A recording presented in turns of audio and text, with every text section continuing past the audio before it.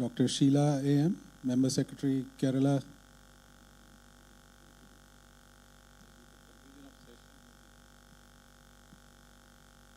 So organizer team, can you make sure if there are people outside, if you bring them in?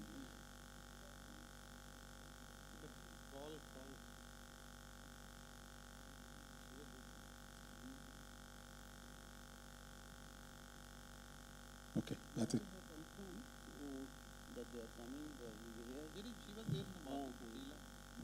Okay, we'll wait. We'll start and then let them join.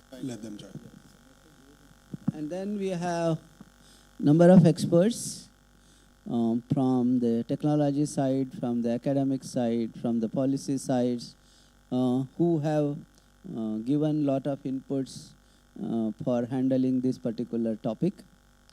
The larger question that we are asking is, like for example, I said in the morning, our objective is to deliver on Samarth Ganga.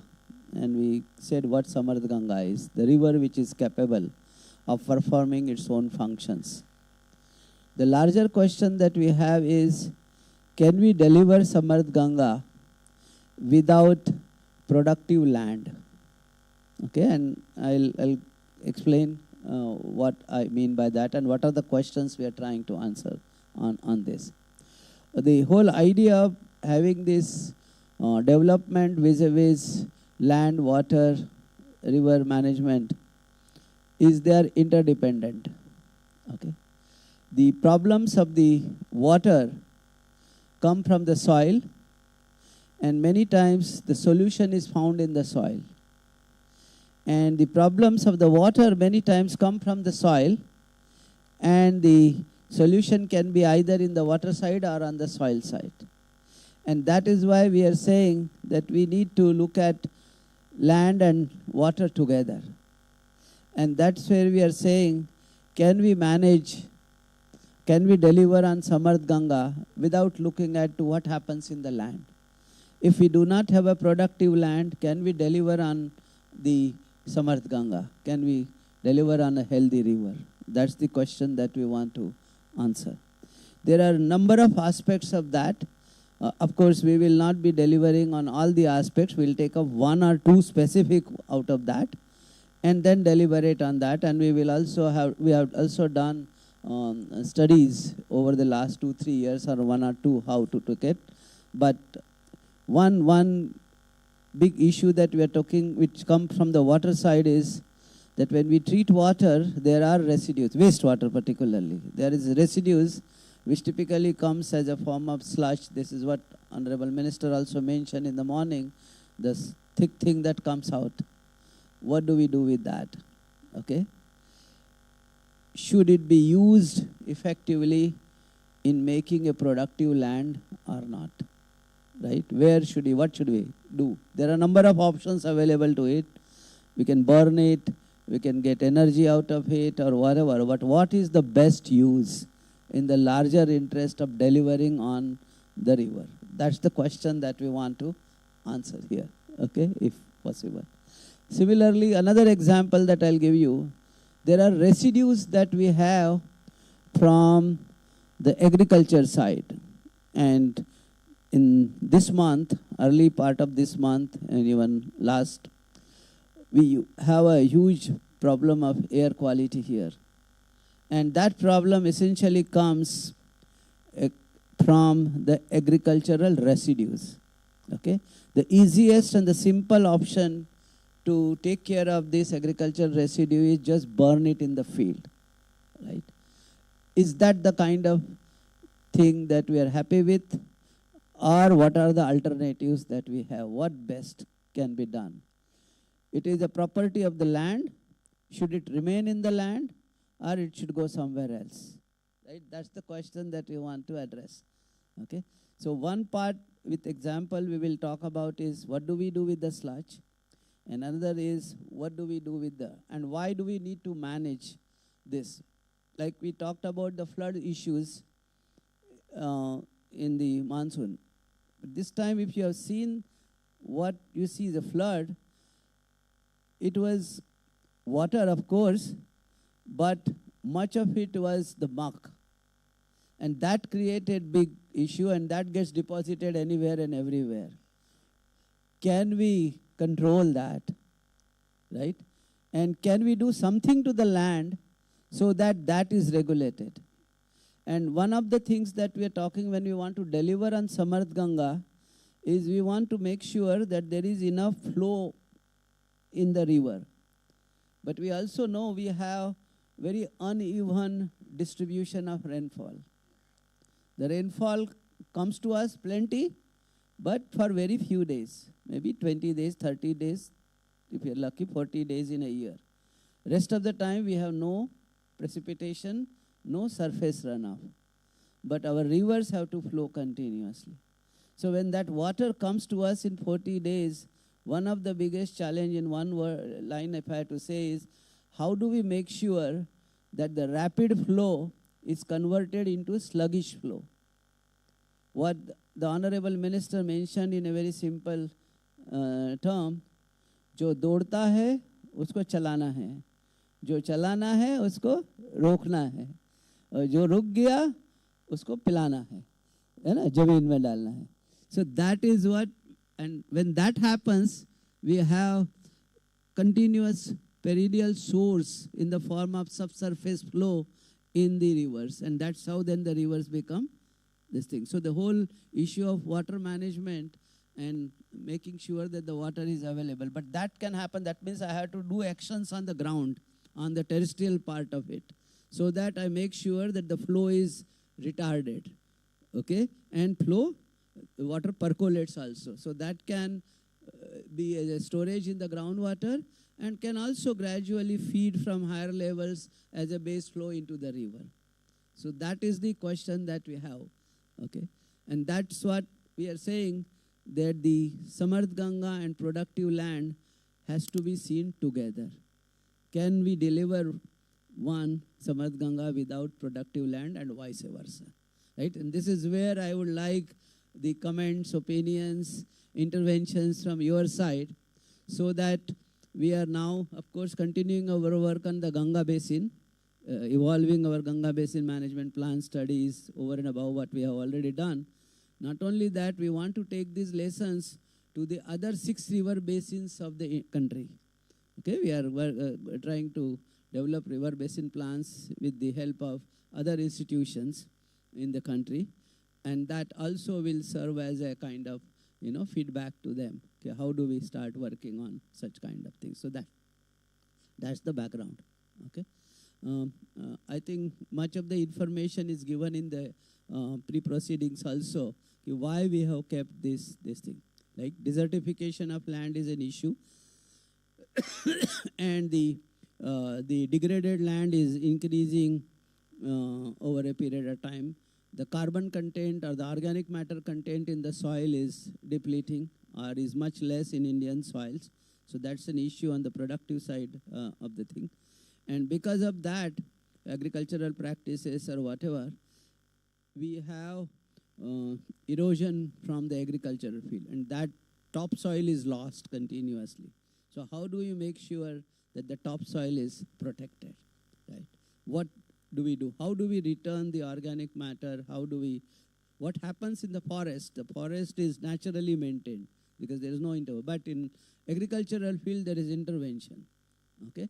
And because of that, the topsoil is, and of course the physical, chemical, and the biological health of the soil also is altered, right? So how do we take this together? That's the idea.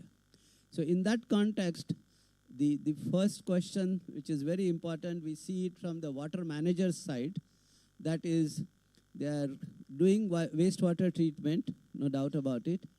But then so far we have not really given that much of attention to what do we do with the sludges that comes out from the sewage treatment plants. What is the best strategy to take care of? There are a number of options available for that, okay? And what is the best strategy? One is, of course, we talk about the revenues from that. We also talk about the concept of circular economy. But again, another question that we want to, when you say circular economy, at what scale circularity? Okay? what scale circularity? Is it at the city level? Is it at the district level? Is it at the state level? Is it at certain boundary? You know, when we say circular or global level, because after all, everything is circulated. Okay, so when we say circularity in terms of water or in terms of any other material, at what scale is the best? Okay, and we talk about circular economy, and then we keep on saying we don't price water, we don't get revenues from water, so how will we make business out of it? All those issues are there, okay? And our government is, like for example, when they started this river conservation, the government is saying we are conscious about the 5 Ps. One is political will, which they say we have demonstrated, and yes, the political will is there to make sure that the rivers are conserved. The next thing is, it's also believed that this cannot happen without public spending, right? And that's where in many of the programs, lot of funds are allocated. There is enough public spending, whether you could talk about Namami Gange program or Swachh Bharat mission program or Jal Jeevan mission program. There is huge public spending that is done, okay? The third thing which they are saying is important, and they are on it, is the partnership, okay? So, of course, they are partnering with many countries, collaborations, and taking the agenda at the global level, learning from this. So the third P is partnership. Fourth is, of course, participation. And this is also, Honorable Minister also mentioned, that involvement of people, like in Namami Gange, we have Janaganga as the pillar. That's public participation. So fourth P is participation. And all this river conservation, these are programs which will take long. So persuasion is another thing, right? So fifth P is persuasion, okay? So the government is following these 5 Ps of doing things. At the same time, in the last IWIS, we also discussed about another 5 Ps which we need to address. The first P is policies, second is programs, third is plans, fourth is projects. And if you see in the sequence, from the policies we have programs, from the program we make plans, and plans are executed through projects. And in all of this, one common thing is people, right? So fifth P is people. And the issues that we have in implementation is the divergence of all these files. So last summit, we discussed about how do we converge on these 5 Ps, convergence of 5 Ps. So these earlier 5 Ps, these 5 Ps, how do we resolve this? That's the kind of discussion that we are trying to make it, okay? So I think with this kind of background, we will take up one issue, which is the STP sludges, okay? And I will give that to Sanmit, because my talking, too much is not good. So I think I will ask Sanmit to share part of it and explain to what is the basis of the sludge, why did we handle the sludge, what are the things that we did, and we have now final report available to us. We can share that, and those reports, the recommendations of that, the takers are those who can take it onto the ground, convert it to the policies, or the people, who are regulating the pollution, and so on and so forth. So, Sanvit, please. Thank you, Dr. Tare. Between us, I'll make sure I speak the least, and the timelines are maintained. But on a more serious note, thank you for coming back and supporting us in these deliberations. So we started looking at the sludge issue about 3 years ago. Not in isolation. I mean, we've been looking at it for quite some time, but really seriously started looking at it 3 years ago. And it was quite serendipitous that our friends from Norway said, look, this is a very, very important subject, even for the government of Norway. And we signed an MOU with a leading Norwegian institute, NIBIO, and started looking at how other countries are managing sludge, STP sludges worldwide. And I'm pleased to say that 3 years worth of work has now come to its completion, and we have certain set of recommendations that we will now discuss and debate. And to people who have contributed predominantly to that work, and some other colleagues who've been working with are all sat in the front. Sorry, there's not enough room on the stage to accommodate everyone. We had planned this in a roundtable format. So the front row is a number of experts, starting with Mr. George Butler, who represents the International Finance Corporation, part of the World Bank group. George was there remotely or joined in virtually last year at the same workshop. George, thank you for now being present in person. Per Lillebo from Cambi, who is a chair group of Cambi, is a world-leading sludge company with lots of sludge management expertise. Mr. Ajay Popert, who's the head of Ion Exchange in India, leading water and wastewater company in the country. Lena Bleik, she is a technical expert from a company called Norwaste, was one of the key members in the contribution towards the report. Mr. Rob Sampson, who represents Ceres and has been working, already has a sludge management plant in Baroda in the country. Next to Rob is Parul Goyal from NJS Engineers, and Parul's other colleagues also in the room who were co-authors with us in the report. And last but not the least, Mr. Kees Bons from representing the government of Netherlands and the infrastructure ministry. Kees was also with us last year and has been participating regularly in the program. So thank you, ladies and gents, for being present today. So, Dr. Tar, do you want to run, or should I run? No. One by one. So basically, we put the report is here, and we'll put a public copy, soft copy for you to download, so it's available to you. But number of very, very pointed set of recommendations. Some of you might say these are broad and vague, but we'll actually talk you through what the meaning of each of those recommendations is. And starting with the very first one is the essence and the principle. So the experts can comment, and please feel free to jump in at any point. And could we have a microphone in the front as well, so that they can be part of the dialogue.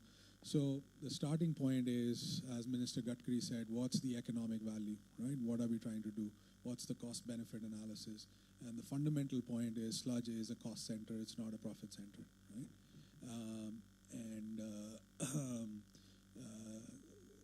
So unless we build the line item of that cost, both in capital terms and operational terms, into the project right from the beginning, and the true cost, not our style of, push it under shove it under the carpet, nobody cares, it's only 4% by volume terms, nobody bothers, but it's the pollution effect of sludge is significant.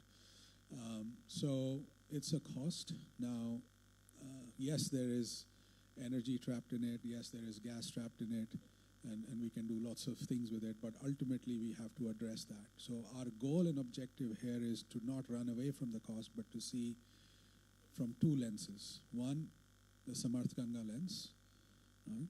That what is national priority? Is energy national priority, so recovering a little bit of gas? We're not saying don't do that, but or use it in an incineration format. I'm not saying if there are heavy metals present, don't do that. But for vast majority of the STP sludges, there's inherent carbon in it that should go back to the land. And as Dr. Tare said, our topsoil is getting eroded at an alarming rate. And we talk about improving farmer income. To improve farmer income, we have to increase farm yields, right? So who funds degradation of a natural asset like topsoil? Well, you can't make a business out of it, right? there is some commerciality to it, but ultimately we have to take this in a mission mode and return the carbon back to the soil, right? So that is the very essence from which we are starting the recommendations. So, so a lot of technology companies, and they'll say that in a minute. You say, look, oh, we're producing great quality soil enhancer, soil conditioner, and that can generate some economic value.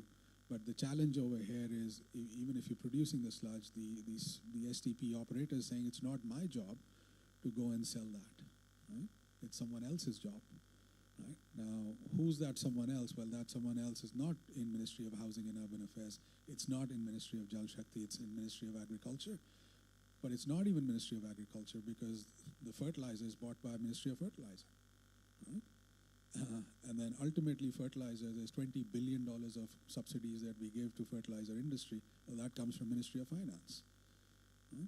So, so whose job is it to stitch this all up together? So that's why it's taken us this long to get to this point. So what we are saying is topsoil has to be restored, and we will use the biosolids to do that. Now, we still have to go in depth of how much topsoil is getting eroded. We have a lot of topsoil data.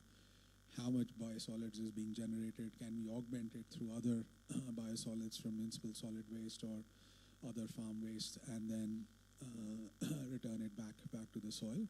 That level of detailing has to be done, but the principle is now fairly sort of well understood and appreciated.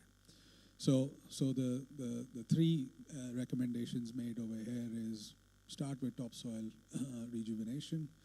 What's liability for one department could be an asset to the other, but ultimately we have to do the stitching up of the economics between different ministries and establish an agronomic value for this soil enhancing agent, right? What is the financial value? What's the agronomic value in terms of how much carbon and nutrients we're returning back to the soil? So every farmer wants to know what's the benefit. Why should I buy this, right? Ultimately, so that's the could I? No, I just want to. Okay. There's a lot of concerns on heavy metals, and again, we've done n number of discussions. Professor Kazmi and team from IIT Roorkee have done studies on STP sludges, and the report is also out in the public domain. It was published by NMCG, and it's very clearly articulated in that report that those concerns are exaggerated. There are concerns in certain pockets, in certain cities, in certain locations where heavy metals or other discharges, industrial discharges, are going and getting mixed, but by and large, it's not an issue, right? And Dr. Tariq can elaborate on that. Definitely there needs to be a norm in terms of, it's a lot of people say, well, we have to adhere to Class A norms of the US EPA Act, but we've done that analysis. Why do we need Class A? India has different levels of socioeconomic construct, and Class A comes with a cost. So long as the pathogenic issue and the heavy metal issue is not pronounced, India can and should create its own classification, right? So that's another bit that we are saying. And for the fertilizer subsidy to get unlocked, they categorically say follow the FCO, be FCO compliant, and that will take us 2 to 3 years. So what we are suggesting is the pathway to that 2 to 3 year FCO compliance for this product is through a shadow rating product, which we can, so a lot of scientific experts can say, well, if we were to give this product a rating, it would be X, right? So we call that a proxy rating or a shadow rating, and start the process. I'm not saying don't do the classification and certification, but start the process, right? And then finally,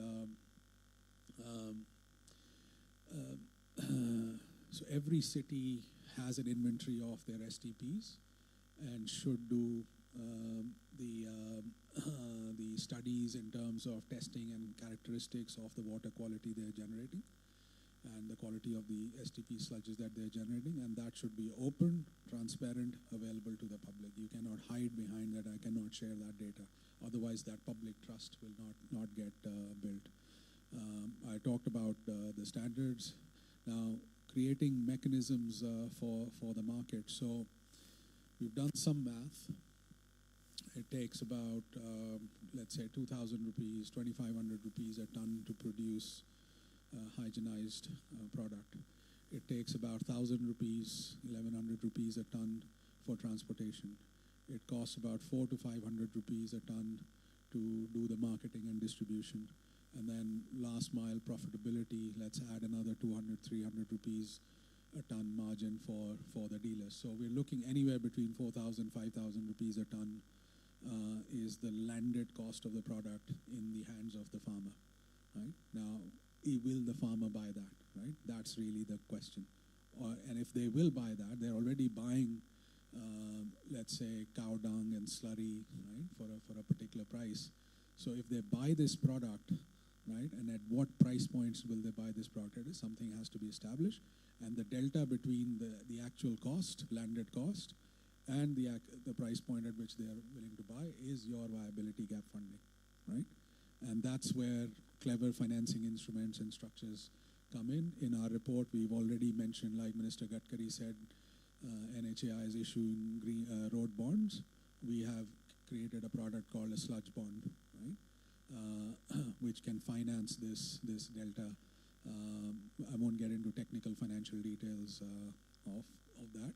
And that's how we kind of create the market for that. A lot of fertilizer companies have started to discuss with us, and they want to partner with us and saying, look, if we partner with you, we'll take Northern India or Western India or Southern India, give us the product, and for all your STPs, we'll take the product en masse in bulk, right? Because we cannot justify the extensive costs if the product is not bought out in bulk. So a bulk deal with the national fertilizer companies is already under discussion. Dewatering is very, very essential. Stabilization is very, very essential, where you can do energy recovery without compromising on the carbon content going back into the soil. Yes, by all means do that, and that should be made mandatory. Sludge is seen as a bolt-on. Okay, newer tenders and projects have started to take sludge into account, but we have to also do a retrofit. So going forward, must make dewatering a mandatory process as part of the whole sludge management mix. We put a matrix. We won't display it over here. You can see it in the report. It's a decision tree-based system on how we actually roll out, and your criteria is the quality of sludge is being produced, the quantum of sludge is being produced, the vicinity and proximity to the markets, how far or close they are, what is the end use. So these are your multiple decision-making criteria. And to arrive at the price points and discover whether the market is ready to take it or not, we've already initiated a set of projects within NMCG, creating those projects that we're going to come out with over the next few weeks and months. So that's in summary what our policy recommendations are. And there's a lot of material behind it. There's a lot of other reports behind it, which we have made reference to in this particular document. So that's the initiative in a nutshell. Perhaps I can invite each one of you just to narrate from your standpoint, what do you see, what do you think we need to do as immediate next steps? Are there any other set of ideas that you would like to put forward as we are designing these projects, on what type of projects we should be looking to design? And now that this policy recommendation is out, we want to propagate as far and wide through the length and breadth of the country as possible. So starting with George, a few thoughts from yourselves, and then we go through the rest, and then we'll have a dialogue with everyone. Of course, members on the stage. Thanks very much, Samit, and for your opening words. 3 points from me, so I'll be fairly swift. The first is, my name's George Butler. I'm from IFC, which is part of the World Bank. And we were part of the group that actually developed the hybrid annuity model, which has been used very successfully on the Clean Gange program. And I was absolutely delighted to hear that you're planning to run that out in another 6 river basins. You could probably see that I'm quite old. And when I was a young engineer in the 1980s, I read in my New Civil Engineer magazine, which was my Bible, that they were going to clean up the River Ganges. And about 30 years passed and nothing happened until the hybrid annuity model and the Clean Gange program really got going. So it's a huge success to the people who deliver that. And as I say, I'm delighted to see that's going to be extended. The second point I wanted to make, which has been made by other speakers, is that processed biosolids are an asset. And if we can just change our mindset away from sewage sludge being a liability, this is an asset. It's an asset because of the biogas available. It's a huge asset because of carbon reduction. And it's a huge asset as a soil conditioner. And we've been talking in the panel about the need to increase the carbon in the soil. I joke with my colleagues in the World Bank that I joined a development organization about 8 years ago. It is now a carbon organization. We have a very, very direct new president who originally background from India, and he has told us very directly that carbon is what we need to be focusing on. So and carbon reduction and the soil condition all really linked to that. The third point was, again, a little bit of a congratulations to Samit and the team who produced this report, because it is so important that this has raised up the agenda, that we actually get sludge onto the political agenda. Why?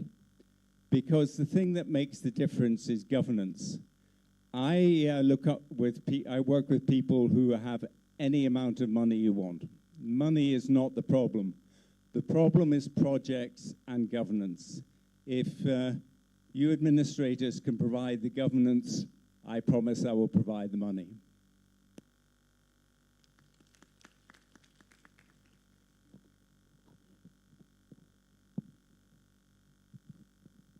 You're on record, George, on that point. Per, please. Yeah. Thank you, Samit. My name is Per Lillebø, and I'm the chairman of Cambi. We are considered to be experts in this area. We have been working with the treatment of sludge since the mid-1990s, and we have been developing our own technology. It's called thermal hydrolysis, and we have gained quite a lot of experience within this field. I can just say briefly that we have built or have under construction 88 plants around the world. We are treating sludges from around 115 million people. And what I can say is that the dominant way to dispose of the sludge from the plants that we have built, that is land application. We have other application as well. In some areas, it is more or less impossible because they do not have farmland, and then it has been incineration. Or the last and worst, that's simply landfill. That is, if carbon is important and carbon emissions, you should absolutely not do that. I would also like to mention, because it supports the philosophy of circulation of sludge back to landfill. I had the pleasure of speaking with Sadhguru in Norway in the summer last year, and he told me something that I was not aware of, but Indian topsoil is extremely depleted due to probably over-extensive use over many years.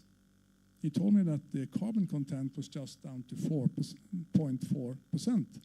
And in order for soil to be productive, it needs to have a carbon content of between 3 to 6, he told me. And this is something is very scary, and you need to just use more and more fertilizer in order to keep up the production. It's a vicious circle that we need to get out of. So I think that in many other countries, and most countries where they have the ability to reuse the sludge back to farmland, that is absolutely the preferable and the best advice that we could do, that we could give to you. And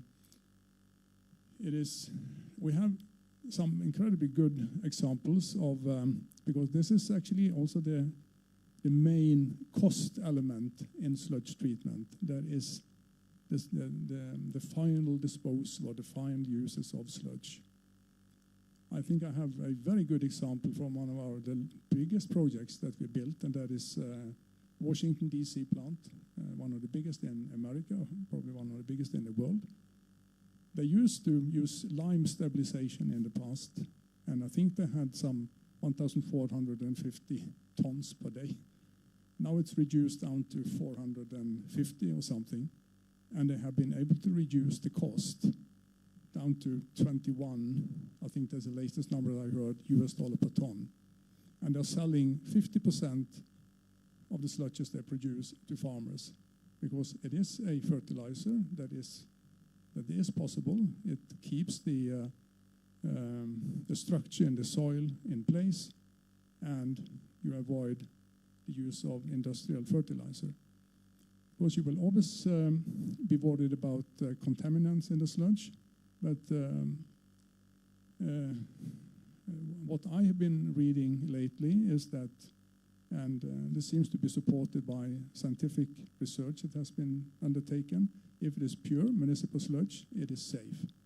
It does not contain heavy metals, it does not contain threatening levels of other substances either. So our clear advice is to continue on the way that India seems to be working with, that is namely to recirculate the sludge. And that is absolutely the best way. Maybe I should give a quick, just think of the picture. If you think about the urbanization that the world has been undergoing over the last years, 50 years and even longer. Say 50, 100 years ago, everything stayed in the villages. Now we have huge cities like Mumbai and Delhi, and they extract everything from the surrounding areas, and nothing goes back. This is not sustainable. It has to end. So I think that's a good example of how we are doing in today's world. We are filling up the cities with all kind of agricultural products, and nothing goes back. And that must end. Thank you.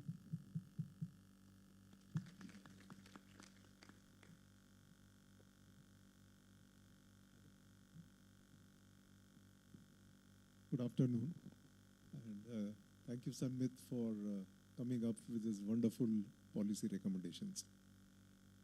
I say this from the point of the advocacy which my company has tried to do in the last about 7 years in managing waste better. And when I say waste, it's both the liquid waste as well as the solid waste.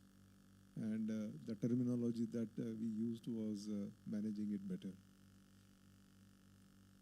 As all of us know that matter is not created nor destroyed. And if only 28% of our sewage or wastewater is treated, it definitely produces less amount of waste right now. As against our plans to see that most sewage generated in A, B, and C class cities is also treated. So we are going to be looking at a large volume of sludge which is going to be produced. At the same time, as we become more urban, we are also going to produce more amount of solid waste. Now, realizing this challenge of managing solid waste better, which is sewage sludge as well as the kitchen waste coming about, 7 years back, we took up an initiative working together in partnership with a leading Belgium research institute to put together a demonstration technology which can treat sewage and which can also treat the sludge along with the organic kitchen waste that is generated as a part of our solid waste. And we were able to produce 90% clean water, which is the need. As we know that we are a country, industrial country, and we are deficient in water. We were also able to produce green energy because it was an anaerobic digestion process which took the sewage sludge along with the kitchen waste, the organic portion, and we are able to produce green energy. Another resource that we are short of, that's energy. And finally, we produce A-class fertilizer, but the quantum was extremely very small, and we did not have the problem of brainstorming or thinking what we should do with this small amount of sludge that was produced. We invested close to about $1.5 million in this demonstration plant in order to create awareness amongst policymakers, town planners, municipal corporations, and even the realtors. Because in India, if you see in the cities, you'll find condominiums with about 5,000 families, or IT parks with 10,000 or 20,000 people working. So the amount of sewage or the sludge and the solid waste produced is very large. So the idea also here was to develop a decentralized model, because while looking at the challenges of managing waste better, particularly the solid waste, we also looked at as how we can also provide affordable, decentralized solutions. So what we try to do as a part of our company's philosophy for almost 6 decades was to create an awareness, something similar to what you have done by coming up with these policy recommendations. If you look at the stage of the industry, it is at a point where it's at a what we say is initial stage of treating waste, treating solid waste in particular. And in this initial phase, the maturity, both amongst the sellers of technology or solutions and those who are going to be buyers of this, is very, very low. There are not also enough consultants who could guide the end customers, which in particularly are municipal corporations. The municipal corporations who are now coming out of age to understand and accept technologies better. So this is the challenge. And at this point of time, what is essential is to create awareness about what is right. So your recommendation paper comes up with what is right in terms of managing this waste or its applications. What we try to do, and we wish that we have bigger support to create more such demonstration plants, was to showcase processes which are truly circular in nature also, which are decentralized, and which are also affordable. I mean, these are the 3 important things. That circular in terms of recovery of resources, which is very important. Number 2, affordable. And number 3, decentralized. I always say at the end of my talk that together we can make a difference. So if we have begun on a path and we have invested, I think if we work together in terms of demonstrating the efficacy of technologies, which meets the goal of managing waste better, both at centralized as well as decentralized waste, there is adequate resource recovery, and as what the minister said, that no human being is a waste, and no waste is useless.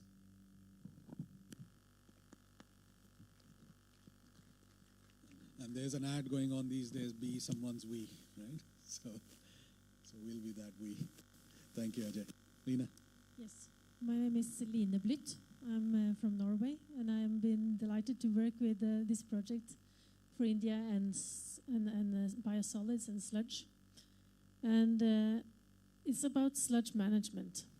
And every country has it. India has it, and we have to deal with it. And I'm very happy to see that you are looking at agriculture as a main landing site for biosolids and to increase carbon in soil. Myself, I'm a soil scientist, agriculture educated, but I've been in the water sector for 20 years at least, but also working with the legislation when it comes to manage biosolids and utilization of biosolids. And I think that's one of the priorities, is having a good legislation, a kind of a framework to work together with to see which endpoints are you looking at.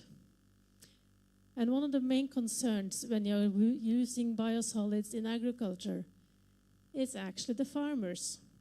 How do they use the biosolids? It's very, very easy to tell the farmers what to do, but you have to ask them. And you have to collaborate them to see, so they can understand how it is beneficial for them. So you need, for the project, you actually need to have sites that you have experience so they can see them what kind of benefits you have using this product. And if they want to use it, it cannot stink. It has to have a low odor. It has to be pleasant. You cannot come home on your field and you have something laying there that is stinking. So you actually need to stabilize your sludge. It's very, very important, because else nobody wants to touch it. So you need to have it as odorless as possible. You cannot have it odor-free, but it has to be tolerable. And of course, it has to be in a form that you can manage. It cannot be liquid. It cannot be a slurry. It has to be like, if you can't carry it a lot, you have to put it so you can spread it evenly in your field. So this kind of, you have to go into the kind of, what kind of product do you want to make of the biosolids? Then you can talk about price later, but you have to make a usable product. Thank you. Thanks, Ina. Rob? Yep, thank you very much. I'm Rob Sampson from Ceres Biosystems.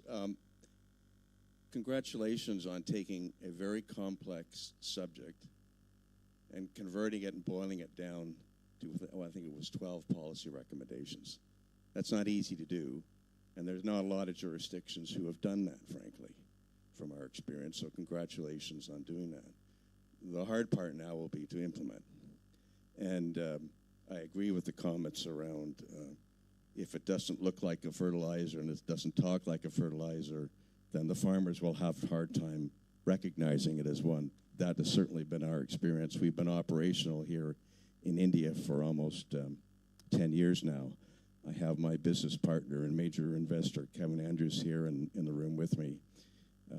We flew over here because this is a critical turning point. I think you've introduced what I call a true paradigm shift in how people will look at this material, which we shouldn't really call sludge, but we should call biosolids, because that changes the mentality and starts the paradigm shift. It's a resource. It's not a waste. And that's the way in which we look at this product from our company's perspective. We take a natural resource that came from the soil, and we produce a product that returns that nutrient back to the soil.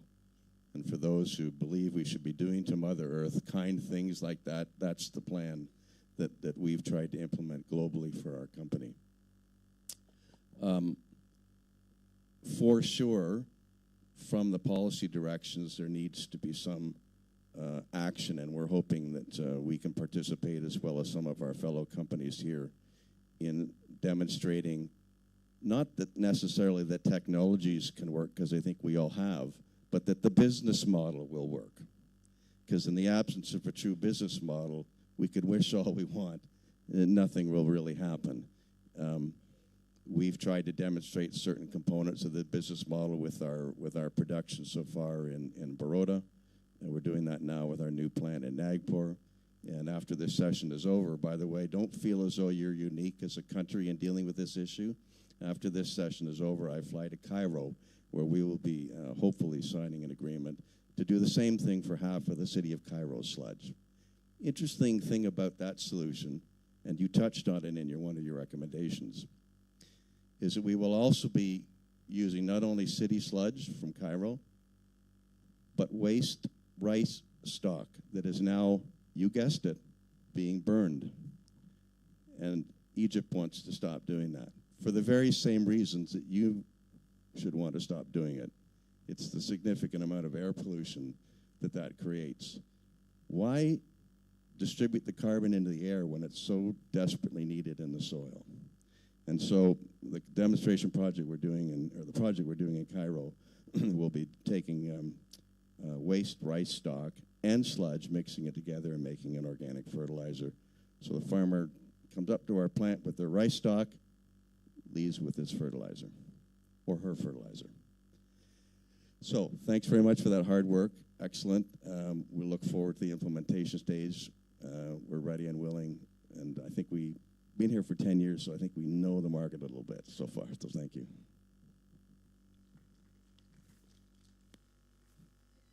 Parul? Good evening, everyone. Myself, Parul Goel from NJS Engineers, and I really congratulate you all for doing this job. I have a few checkpoints here. First is we need to clearly assign the responsibility, like who will be executing this part of the STP. Like you said, we will keep passing the thing that this is not my responsibility, you have to handle it. So whether the existing STP operator will own this thing, or the ULB directly will deal with this, or the technology provider who is going to do the stabilization, hygienization process, he will take care of it. So this we need to clearly define. Second is finding the market, as we are saying, but we still find that people are struggling with FCO compliance. So these things have to be simplified, maybe through policies, and that has to be the first step. And next is when we find the market, we have to see the commercial terms as well. Like we did the study for Delhi, so we find a problem that we don't have a market here nearby. So whatever is produced here, it has to be marketed to a distant place, because we don't have agricultural fields within Delhi or even close by. So that is an important thing. Other is, third one will be quality control. Like we have issues of heavy metals in few of the plants. It has been reported. And we have the live examples, like few STPs have this composting plant, but they are not able to get the FCO standard. So this is thing which we have to, basically improvement in sewerage system is what we have to plan for this thing. And the last and not the least, we will need some pilot projects on immediate basis, showcasing the different options that we have. Like Ceres, we already have in India, but Cambi is not here, like pasteurization is not here. So these are some things which we need to have immediately if we talk about this. So that's it. Congratulations. Thank you. To you as well, you were part of it. And last but not the least, Kees. Good afternoon. My name is Kees Bons from the Netherlands. I would like to raise a point of principle. There is a risk that market sludge will create the feeling that it's okay to create polluted sludge. Somebody else, private sector, should clean it and sell it and make money. I think a matter of principle is that the polluter is responsible to deliver the sludge or the wastewater in purified form. And all costs related to that are to the polluter. The polluter pays. Of course, then the polluter could reduce those costs if the product can be sold or can be used beneficially, right? But that also creates some limits on the market, right? So I think it's very good to think about it. Second point is, and this is my hobby of integrated systems, if we would like to go this way, I think it's important to go this way, it also has consequences for any new sewer system we are designing, any city expansion. Because if we can separate the undesired pollutants, industrial or other, and keep the pure domestic waste in certain plants, then that will make it much easier to later on reduce it and so on. So the whole system thinking is important. Not as an end solution, but the whole system needs to be thought through. Finally, and that is more important for wastewater than for sludge, because the same discussion goes on wastewater. Can we reuse it and sell it, create a market for it? We have to realize that at this moment, we look at the Ganga Basin, whether the wastewater is treated or not, except maybe for Kolkata, that water is already being reused by somebody, right? Probably not in optimal form, but it is being reused.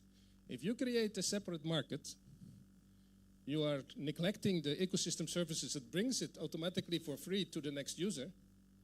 You create a separate artificial system, and you are taking the water away from the end user who is using it now. So I think these matter of principles need to be part of our complete thinking. Thank you.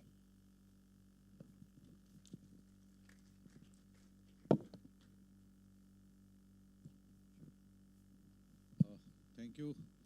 A wonderful discussion going on. The three issues were raised. One was use of biosolids, residue, the agriculture residue, the flood muck. So I think I will take first one, which I proudly can say is a part of my research work as a professor of environment. No doubt these days I'm handling the pollution board. I think you are familiar with the activities of the, so they are known as the waste managers, ecological engineers, farmers' friends, so many good names, rather because of their quality, not because of their feature or other kind of structures. So my 20 years research, which I produce vermicompost and all kind of solids, organic solids, surely can be managed by the earth. Beautiful, very elegantly, and without any cost. So I don't know why we have forgot that principle, or why we are always mechanizing the things, always going a kind of technological issues. So this is the sheer natural biological alternative available. No doubt pros and cons will exist. But again, this is the real solution which can be taken care by the earthworms to these biosolids, and whatever they will produce, which is known as vermicompost, and whatever will come out, it is known as black gold. This I can surely say, best fertilizer of the world is produced by the earthworms. Maybe in natural system, maybe in ex situ management.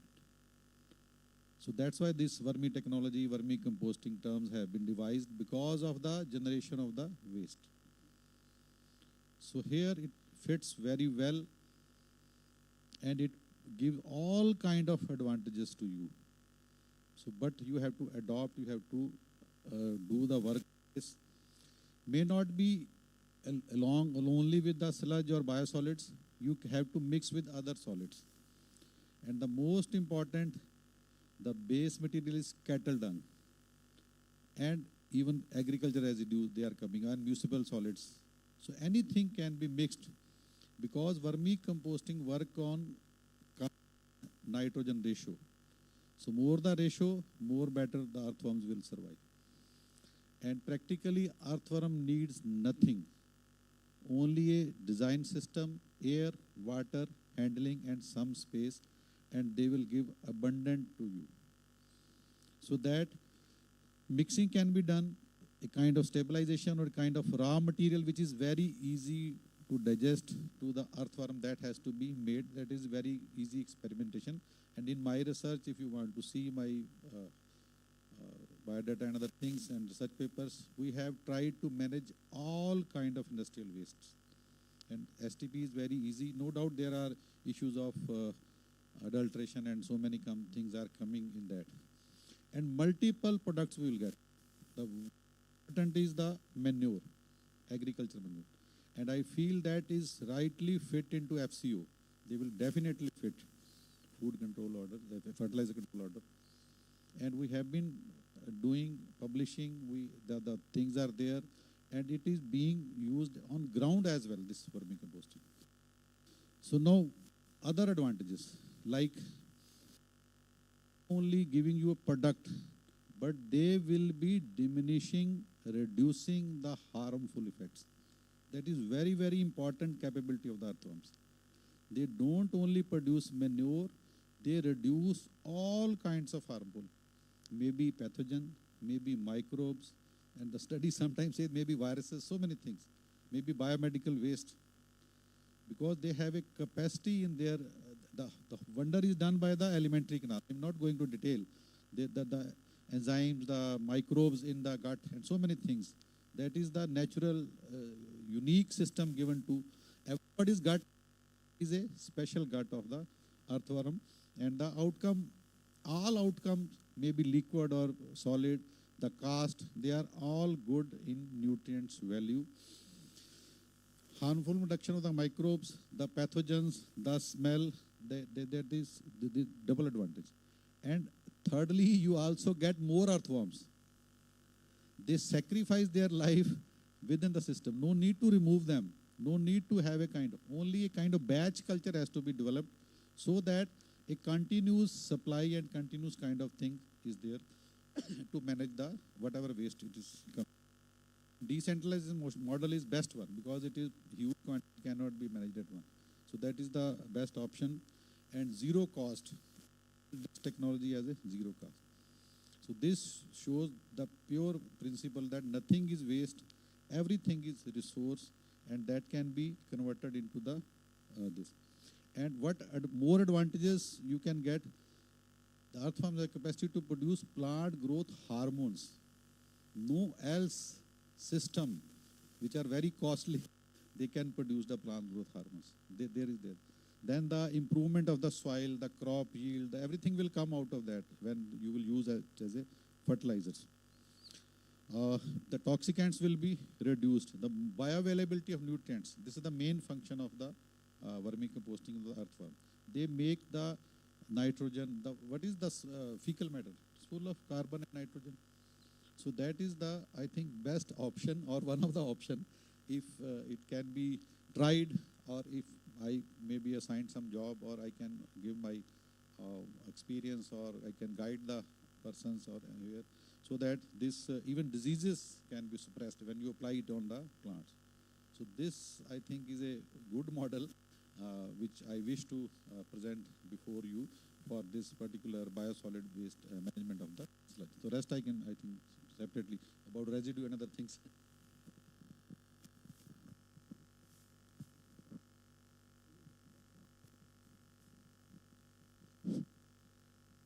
Good afternoon.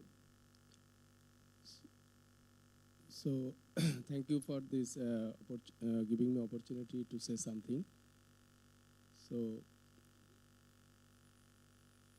actually, lots of discussion was held regarding the topics. Just I want to say something as a regulatory part. Pollution control boards monitoring the water quality or any parameters of the air, water, and noise. So I would like to say that I am working in pollution control board since last 20 years. So river pollution is not the new issue. It is a very old one. But now, since last 5 years, every state government and government of India, especially Ministry of Jal Shakti, so in earlier time, to control the river pollution, there was no any firm action plan or any comprehensive action plan. So now every state, every urban local bodies, and every government mechanisms, they have a firm and concrete action plans how to control the river pollution. So there are lots of efforts are being done, and efforts are being going on to control the main pollutants which are responsible to river pollution, only the wastewater, liquid waste, and some solid waste. So liquid waste mainly sewage and industrial wastewater. So main part is the treatment of the liquid waste are to be done by the sewage treatment plant, which was discussed very nicely. So I had seen in a report that sewage treatment plant is a very effective tools to control the wastewater, but it was observed that the STPs are in many states, STPs are underutilized. So underutilized means if it is capacity is 8 MLD, so maximum STPs are using 6 MLD or 5 MLDs. So that must be care of, because installation and operation of STPs involves huge capital investment. So rather than this, we must think of the low-cost oxidation system, in situ biotreatment, phytoremediation, like that. So, and in rural areas also, under Swachh Bharat missions, lots of actions are being going on to control the liquid waste and solid waste. Can I interrupt here? Yes.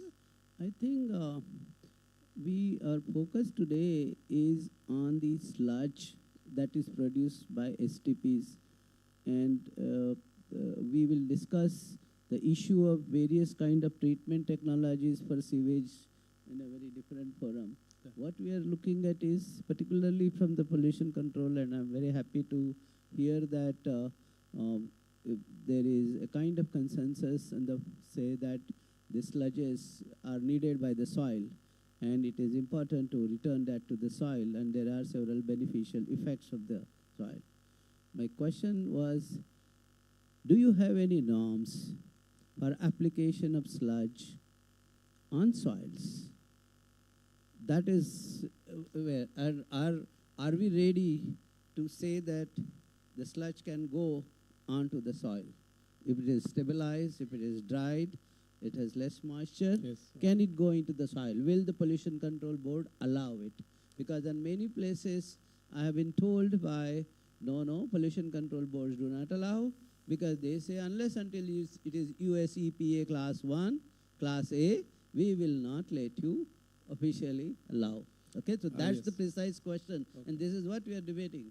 Do we have to go for Class A or without Class A also? And as was mentioned by Sanmit, the report of IIT Roorkee-led consortium sponsored by NMCG clearly says most of our sludges are okay to be applied to the soil, except very few cases where the industrial mix, and the recommendation is also coming that in a time-bound manner we have to separate that, right? But sludge is essentially to go to the soil, and we are not looking at through the FCO route, because it may not satisfy the FCO compliance because of nitrogen, phosphorus, but we are looking at from carbon point of view, right?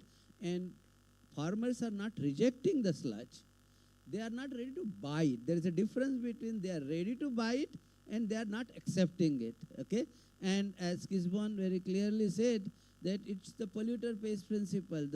If the waste is a responsibility of polluter, so also the waste products out of waste is also a responsibility of the polluter. So it is ultimately so, and that's why we are saying, like we have the river conservation, it is the public spending that is done. For soil conservation also, it should be the public, and to expect that the farmer will buy your sludge. So farmer is not ready to pay the price of it, but farmer is not rejecting it. He likes it, right? but he cannot afford to buy for the price that you are talking about. That's the issue. And sometimes it is quoted that unless until it is US EPA class, the pollution control boards are not allowing. That's why I have the pollution control board on the side to comment on that, right? Okay, This is the policy that we need to take about, right? So we are essentially talking about the STP sludges. What do you do, and are our pollution control boards ready to accept this kind of thing that yes, sludges can be used, they need not be class A, EPS class A. That's it. And metals, wherever there is an issue of metal, that's a different thing. But again, the IIT consortium studies led by Roorkee says that the metal issue is, let's say 90% of the places it's not an issue. 10% it's an issue. So we should not generalize it and say, okay, whole 100% cannot be done because there is a metal issue. So wherever there is a ingress of industrial effluents, other effluents into the wastewater, those sludges are different and they can be easily identified. Those places can be. But rest of the places, this is not the issue. So are we in a position to say, wherever there is no ingress of industrial effluent into the sewage, those sludges, we will not have any issue so far as heavy metals is concerned? Yes, exactly. Yes, yes. So this is what we want to clear because exactly. So that is exactly the one that we want to kind of get the thing from the pollution control.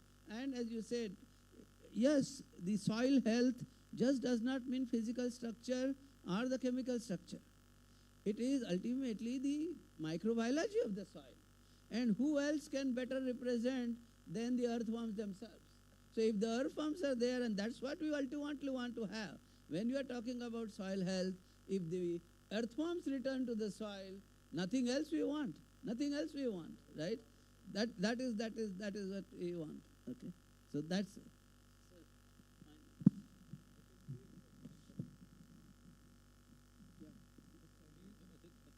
We have no restriction. Rather, we promote to use this. But the issues are with the farmers or the agriculture department or the marketing kind of thing. Because the sludge is free. I think there is only as for STPs, not for CTPs, not for CTPs. The mixing and other things can be taken care. The all STP sludges, they are safe. They are not governed by any of us. Rather, we promote that they should be put as a manure. The farmers are free to allow. But it depends how demand and what availability and other kind of thing. And I have some issues that in some, there is a lot of demand in some areas or some cities, and other they don't take up even that. So there are the local issues sometimes, but no technical restriction is there in case of STPs.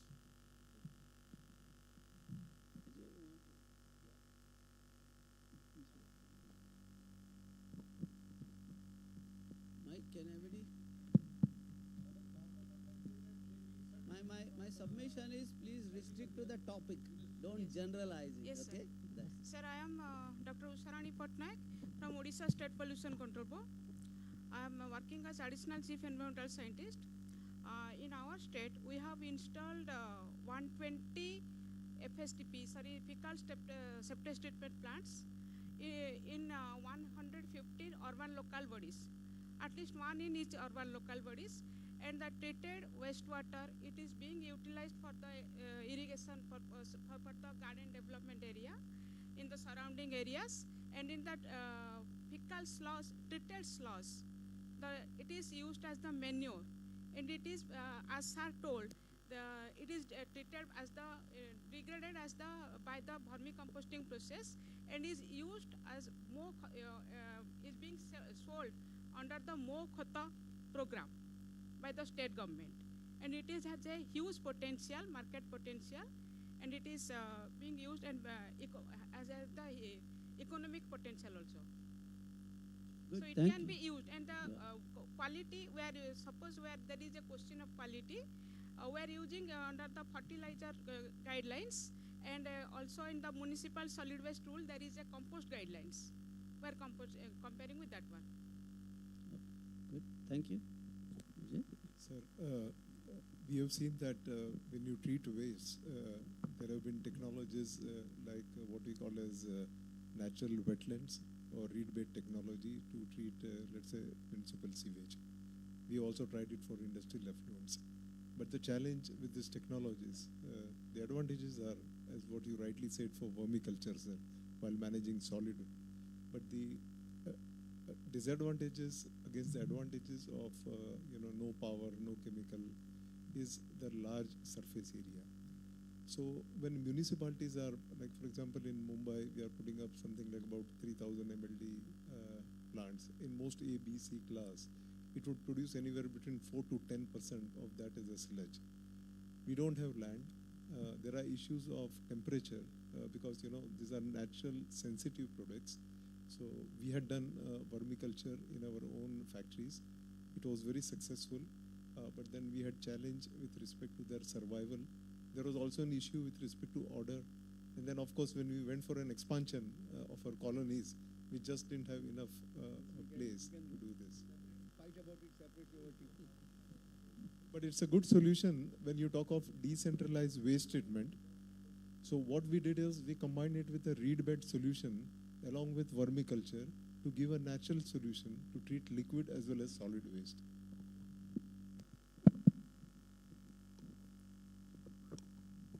Thank you, Professor Tare. It has been a good experience sitting with you as a student. You said we are all students here on the dais. And who can be a better teacher than Professor Tare himself? This was a very useful session in terms of discussion on certain things which are new to most of us, and it was a real learning experience for me as well. I'll be very brief because there's no time now. I think 4:30 we're supposed to wind up. So perhaps under 2-3 minutes I'll go on, and we'd like to conclude this session. One is, as far as topsoil is concerned, some kind of a comprehensive approach is required, some integrated approach is required in the government as policy. There are many schemes which attack this problem in different ways, not from the point of view of sludge management.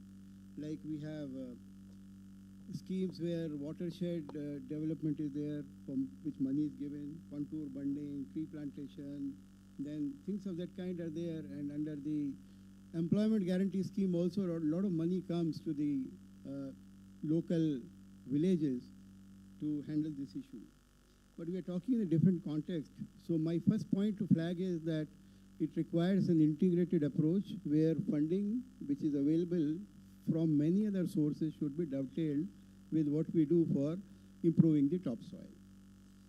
Second point is about, Mr. Ahuja made in his presentation at point number 11, that it's a problem which ULBs have to handle.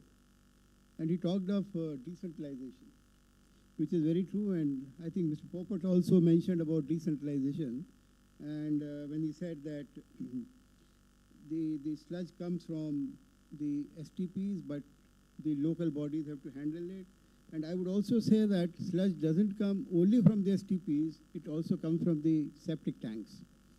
And we should not be under the illusion that 100% sewage is treated. NGT recently mandated that sewage should be treated 100% by everybody across all the states in the country. But there are areas, largely newly developed areas, where there are no drainage system, there is no sewage, there is no sewerage. So we perhaps need to analyze that also as to how much is the sludge which comes from septic tanks, which doesn't really come from the treatment plants. Mr. Butler from World Bank said that, well, money is not a problem, but I think money, of course, is a problem everywhere. But apart from that, the point which you made was very well said, that policy is a problem, not money. We have been creatures of regulations and the things which are forced down on us in the government. I'm talking on behalf of the governments. And a classic example is municipal solid waste, where the rules were actually made based on intervention of Supreme Court. Is it not, Professor Dr. Sen Gupta? Yeah. So there is lack of clarity in how to deal with the sludge. The lady there said that we are using the standards which are there for compost. Okay, that is permissible. But there is a need here for central regulating agency like CPCB or Ministry of Environment to come up with standards as to when the sludge can be applied to improve the topsoil and what should be the specifications or standards for that. So I'll really vote for that. And then National Green Tribunal, which has mandated that all cities should be having 100% treatment facility for the sewage. Perhaps we can extend this also to another activity, that the sludge should also be treated. Not only the sewage, but the sludge should also be treated.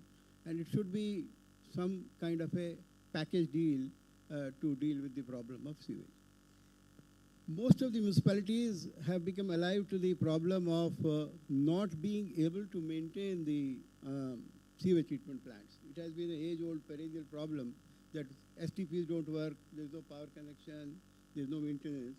So the solution to that has come in the form of bundleization, you can say, of STPs in the area. Some 8 or 10 municipalities, they are actually pooled together, and a large tender is floated where O&M also is a part of that. So I would say perhaps the policy now would require another change, that not only treatment, but not only treatment of water in the sewage system, but also treating the sludge should be a part of this O&M exercise, and then we can easily dispose it of. I'll give you another example here of a successful project, a flagship project which the government of Telangana did, from where I come. There are about 46,000 water bodies, including irrigation tanks in the state of Telangana, which were dug during 13th or 14th century of the Kakatiya rule, who were medieval kings in those days.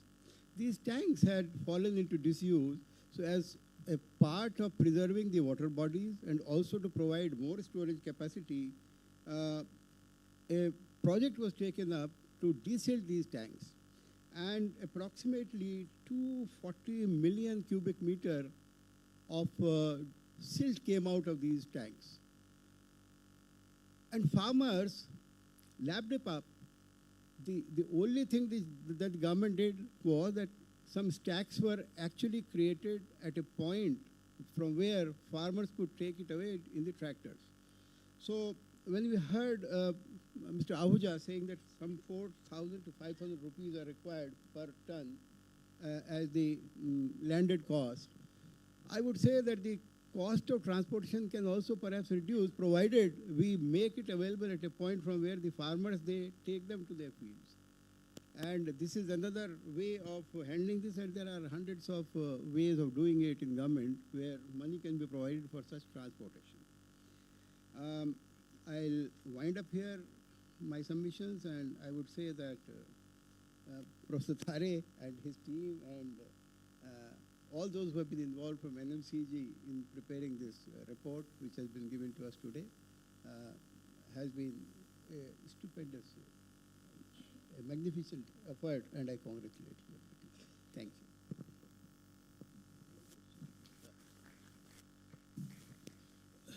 Thank you to my fellow panelists. Can I ask one quick question, please? Sure. Yeah, sorry to interrupt. But just wanted to know if the IIT study is talking about the presence of pathogens in sludge, because there are a lot of health issues related to pathogens leading to cyst formation in humans and animals. The other thing is, as the lady from Orissa pointed out, I think gender involvement in management of these facilities can also be a good point. Thank you.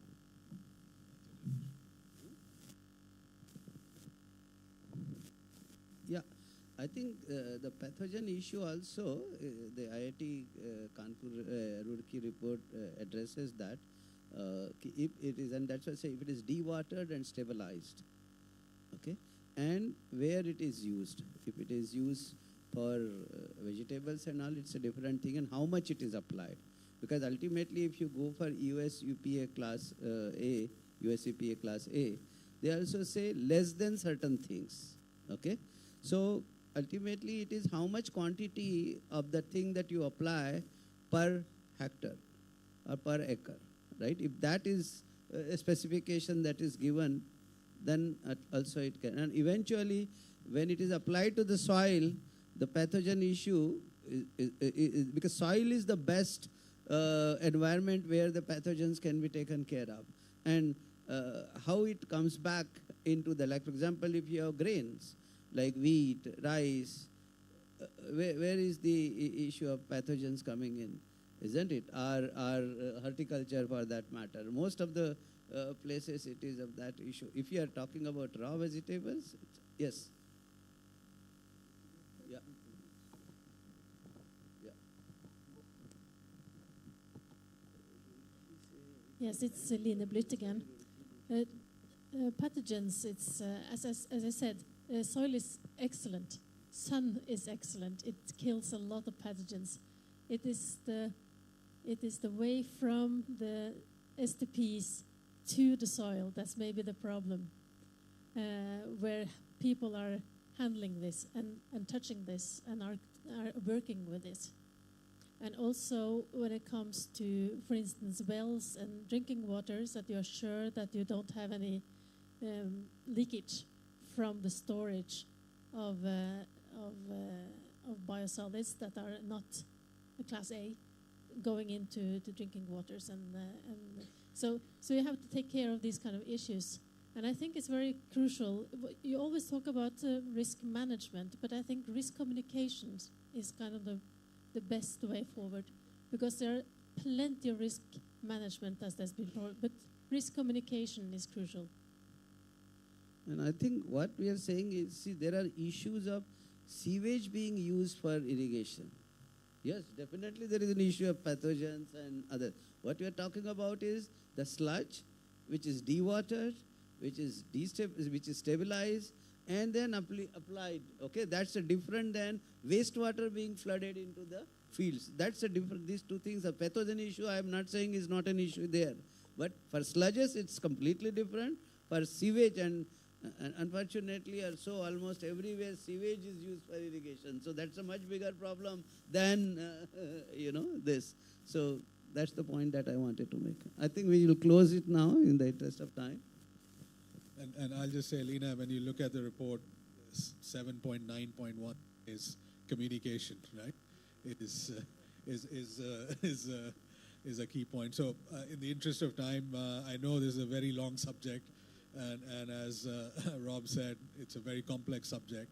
So we've tried to cover it in a few pages, but the journey from now is how do we implement, right, each of these aspects. And for us, project is not just the electromechanical structures or the engineering process. The projects is also how do you finance it, what's the regulation around it, how do you monitor it, how do you communicate it, market making, price discovery, that's all part of the project. So immediately from now onwards, we love to have your ideas as to what projects that we can do, and also to my fellow panelists from the pollution control boards.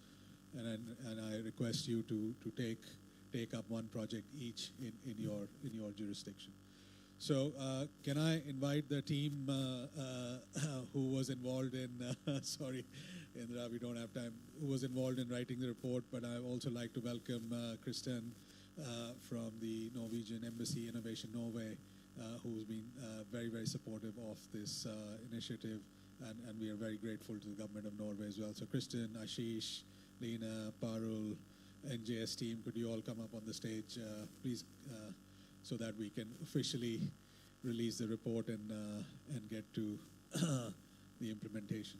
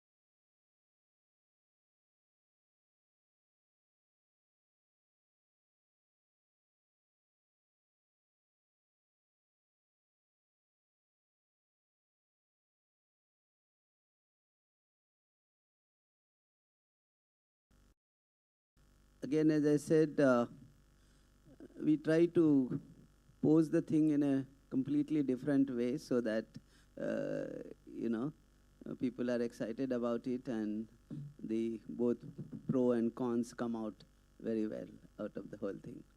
So thank you very much for being here at the end of the day. So the topic today, and we will have another session on similar topic. Of course, we will not be able to cover the complete spectra, but we'll just try to touch upon one or two. So it gives you an indication of what we mean by lifestyle for and economics of rivers is. Okay. So we always say that everybody appreciates the concept of circular economy. But the big question is the circularity at what scale? And the circularity of different materials, it has different dimension, okay? And here we are talking about water. And we always say treated water, sewage is a source of water, we can get value out of it. All that is being said, but the end result today, what we see is an expenditure, right? And there is no revenue that gets generated. And as Kismon very nicely mentioned, that expenditure can be brought down if you are able to extract some value here and there. But that does not mean we will be able to make business out of it or it will generate a surplus money and things like that. That is not going to happen. And ultimately, it is to be charged to the polluter. Okay, so whatever is the gap that you have after extracting whatever revenue that you have, some gap is to be paid, and that gap ultimately has to be charged to the polluter. That's the basic thing. The question is, how do we charge to the polluter? Okay, so we have been discussing about valuing and pricing water. And unless until it is supplemented or pushed by regulation, it is very hard to come, very hard to come. Or some kind of incentives, some kind of subsidies, or something or other is required. Now, if that is what is required, why not look at using the water in a best possible way, rather than looking at from where we will get the revenue out of it. And that revenue also, even in the morning we heard the Honorable Minister mention about the Mathura project and mentioned about the water being sold to IOCL and things like that. But again, we have to see that is the nation at large getting benefited by such kind of exercises. So why not we even talk about developing our water resources from wastewater and assign value to the water resource that we generate out of it. And invariably when we talk about reuse of water, we say it can be used for agriculture, it can be used for industry, it can be used for domestic, you can have for flushing toilets, you can have for gardening and all those kind of things, right? Everything adds expenditure to it, okay? And whether we are able to manage this, maintain this is another issue. So our proposition is, why not invest in wastewater for the sake of developing water resource, right? The vision is, why shouldn't all drains which are flowing in the city, right now we call it drain, we call them undeclared sewers. Is it not possible for us to convert those undeclared sewers, drains, which are otherwise rivers, and we have forgotten their names also. We just call it drain 1, drain 2, drain 3, and so on and so forth. So can we convert them into river and use that as a resource? That can be, like, for example, many places you have tanker waters, isn't it? And these tanker people, they take all kinds of dirty waters and supply, and anyway, people are paying for it. Okay. Instead of that, if I can make that as a good water and then let it be a very organized business of supplying tanker waters, and you charge to the person who is taking the as a source of water, and of course he adds his transportation cost and people are ready to pay, that's a different thing. But we develop economy around developing those drains as rivers. So this is also a use of water. And we don't talk about making that to drinking water, or we don't talk about making that even, I would say, to the bathing water, because not all drains, all rivers, people are bathing, right? So why do we have to have a standard? So our standard, the expectation is all our water bodies should be rejuvenated, restored to a level where indigenous aquatic life, flora and fauna flourish. And if that where people are able to see, you take water from that as a source water, that's good enough water. And then people can, for their own uses, depending upon whichever use they want to have, let them treat, and they are ready to pay for it. Okay? So the responsibility as a nation is only to ensure that these water bodies are made into good, and then you can, if these water bodies are full, you can fill completely full all the time. You have sufficient depth of water. You can even use it for local navigation, recreation. So you can have value or returns from that, even just the keeping the water in those water bodies. And if you extract, of course, there is a different kind of thing. So all our water bodies, we can actually supplement them through wastewater, and that's the kind of economy that we want to develop. Okay? And this has been our vision, because we all the time say, you see in Delhi, whether it is Shahadra drain or it is Nazabgarh drain, why can't we think of making them into good rivers, right? And what should be the strategy? And then we make economic sense out of developing that as a water body and as a water resource. That's the... Amit, you want to add?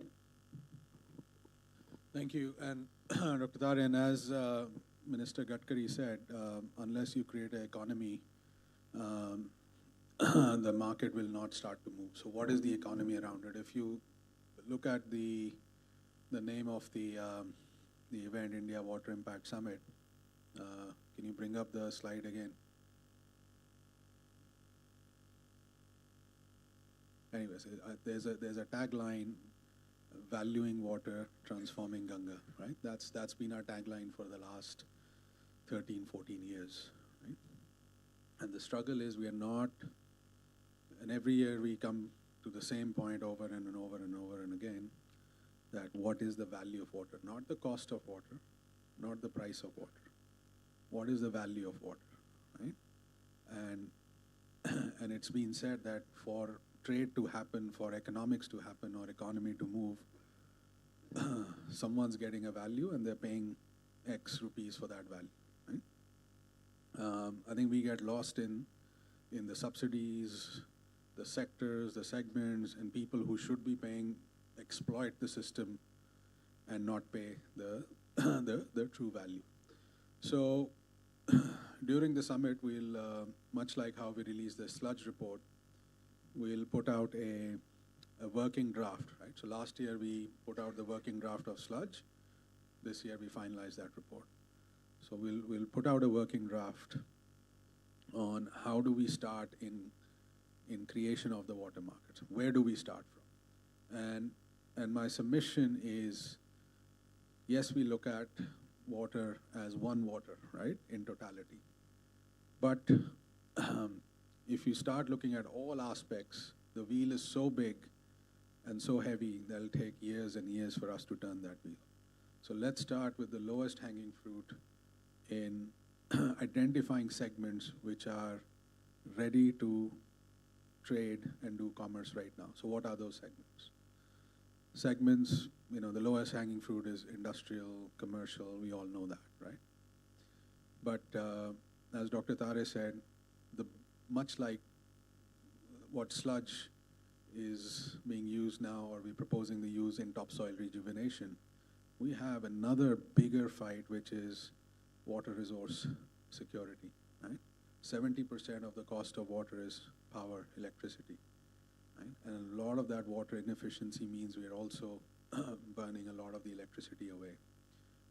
Mumbai at any given day has a shortage of 500 to 1,000 MLD of drinking water, right? Mumbai is nature fed. 7 lakes feed Mumbai, Mumbai's drinking water. And we'll show you in coming days and weeks our partnership with Slovenia, where we've taken satellite imagery from 5 years ago, 7 years ago, how those water bodies are shrinking. Now, is the answer desalination, which is very expensive? Or is the answer, hey, why cannot we rejuvenate our lakes, ponds, and make them the answer for resilience, the water resilience that Mumbai needs?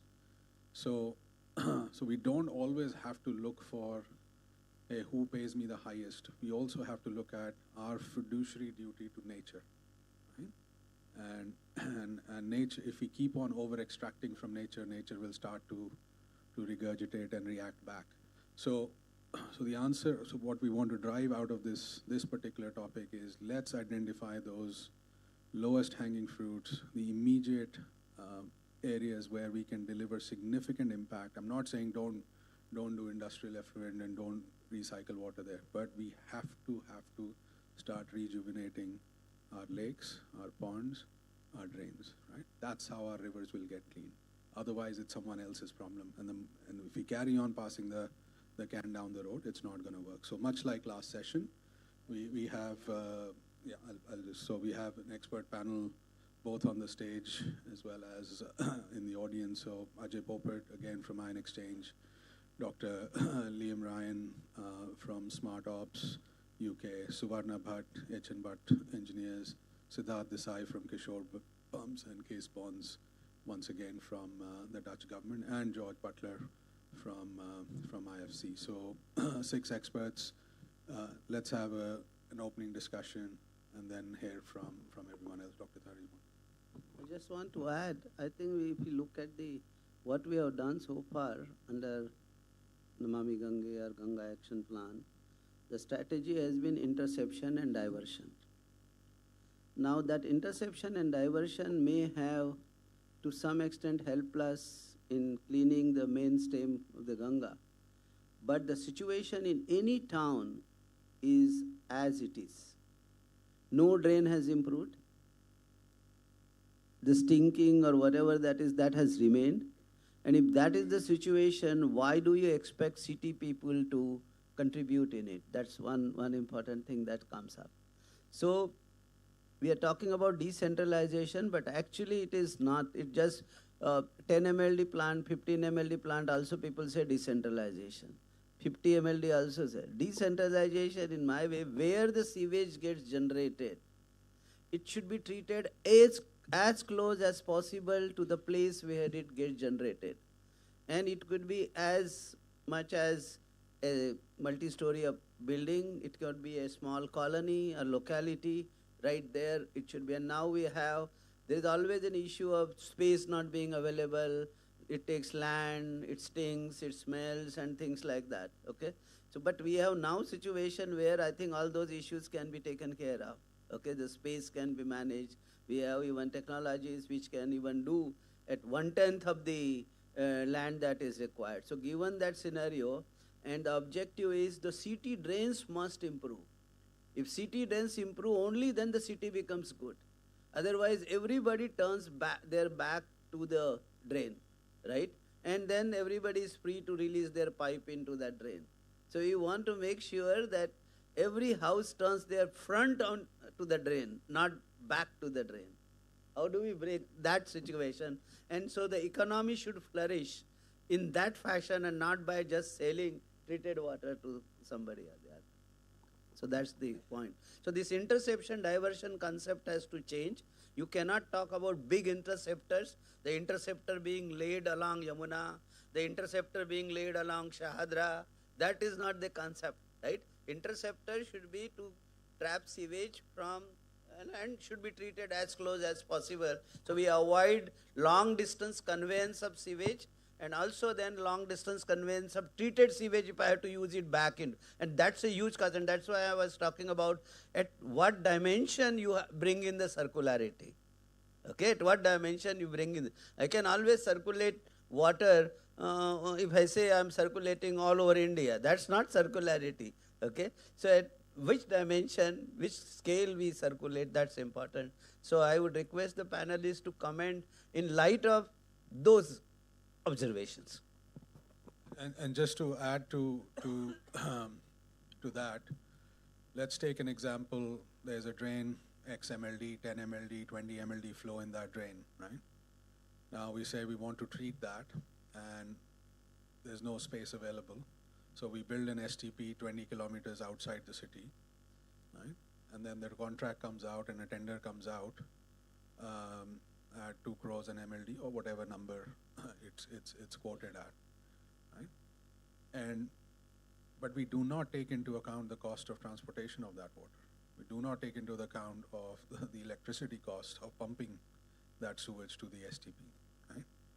So it's not 2 crores per MLD, guys. It's a multiple of that, right? Because if that pipeline is not coming into your STP, right, your STP is dysfunctional. So let's also look at true economics of treating water, and what you're delivering is not 2, 3, 4 rupees a cubic meter. It's a fact multiple of that, but that comes from a different account, and this is the disparity that we are trying to normalize, right? That let's bring the cost of treatment of STP at that site, saving of land, improving quality of water, removing odor, improving the value of real estate. So all of those factors have to come in if we have to start to realize creation of a wastewater market. So on that note, let's start the dialogue with the experts. So same, okay. We'll start from this direction. Case. George says, go Dutch. On the economy of wastewater, in many countries, including India, an investment of $1 in sewage treatment will give back $4. So it's not about the economy of treatment. It's how to get the money in the right location, because the public money that is spent is compensated with this $4, which is income generation of the public and less medical cost and so on. So it is fiscally it's difficult. But still, I think there is the solution, because I do not believe in the economy of freely getting water out of the system, polluting it and selling it. I think there is something totally wrong in that concept, because it is a sort of incentive to pollute. So I wouldn't go in that route. I'll give you one example what the Netherlands did in the 70s, because we also had problems of pollution, and the Rhine was a open sewer, right? And now we drink water from the Rhine. It's the drinking water of Rotterdam and Amsterdam from the Rhine. And we don't pay Germany for it, by the way. So what we did is we included a pollution charge. So not a fine. So not when the pollution level was exceeded, but for every kilogram of BOD, and I think there are 2 indicators, very simple. For every gram you put into the system, you pay. Even if it is below the standard, even if it is within a permit, you always have to pay. Okay? And from those income, the treatment could be paid. But it was a great incentive, because originally the industry was the biggest polluter in the Netherlands. Within a couple of years, the industry made a calculation, and they said, hey, we can do that cheaper than paying the pollution charge. So they started to really treat, not as CTPs that looked nice, but maybe at the evening were doing something, and so on. They were really treating it. And so the only remaining pollutants were the STPs, right? And then you can make a good efficient system because the money is coming in and the polluter pays. And that is very special about the Netherlands. We do have water boards which raise their own taxes. So we have elections for the water boards separate from our political system. That means everybody is very much directly connected with how much we pay and what we get back from it. So the connection between our investment and our return in investment by the people who pay is very close. So if you can get some sort of connection between the people who pay and not like one politician then waives all the water charges again for another year, that doesn't work because you'll never get a solution. So create the commitment and awareness, but please do not create a sort of false market of water that is taken for free and then sold.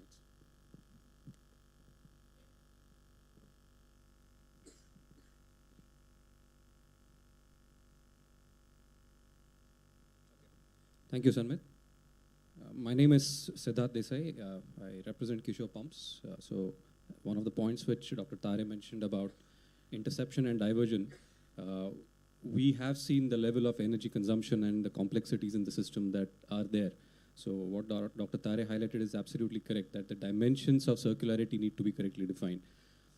In order to start looking at developing wastewater as a market, some of the observations that I have seen or which we feel working in the area of Pune and Pimpri-Chinchwad, it has to be a multi-dimensional intervention approach, not just technical but also innovative administrative mechanisms. For example, the use of treated wastewater for construction purposes has been mandated in Pune and Pimpri-Chinchwad for a few years now, but somehow it is not implemented, or it's not seen that the constructors and contractors are using treated wastewater for construction purposes. So now what the Pimpri-Chinchwad administration is planning is, while doing the sanction for the building plan, they intend to take a deposit from the contractor or the builder in lieu of the wastewater bill that they would be generated at the wastewater treatment plants. So if they don't use the treated wastewater from the treatment plants which is available in the city for construction purposes, they would not be, or they would rather lose out on the money that they've already paid. So this is an administrative intervention which can help to ensure that the intended policy is implemented in the right way. The second aspect that we have also seen is, since we have also been a part of that project, what the Honorable Minister mentioned in the morning, the Nagpur project of supplying treated wastewater to Khaparkheda and Koradi thermal power plants. This was actually initiated, NJS is here, they can certify that this was initiated primarily due to the 2016 Ministry of Power tariff policy. It was not coming from the Ministry of then Water or Water Resources.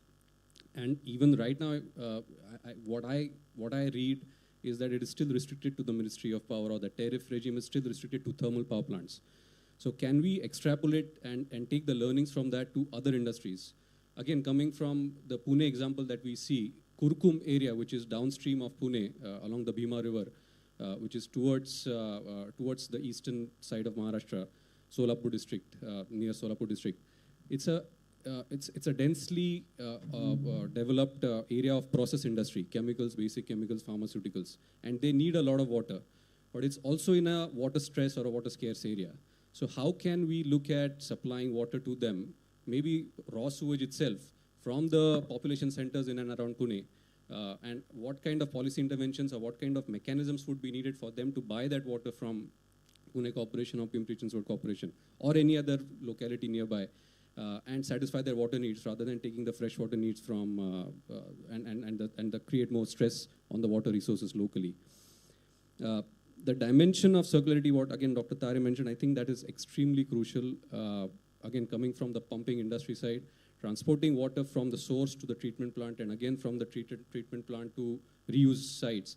I think it's absolute waste of resource, and there is no reason why in the current trends in the technology that we are seeing, with the innovations that are coming up where you can treat water effectively or wastewater effectively in 1/10 the area, that you need to look at large centralized systems.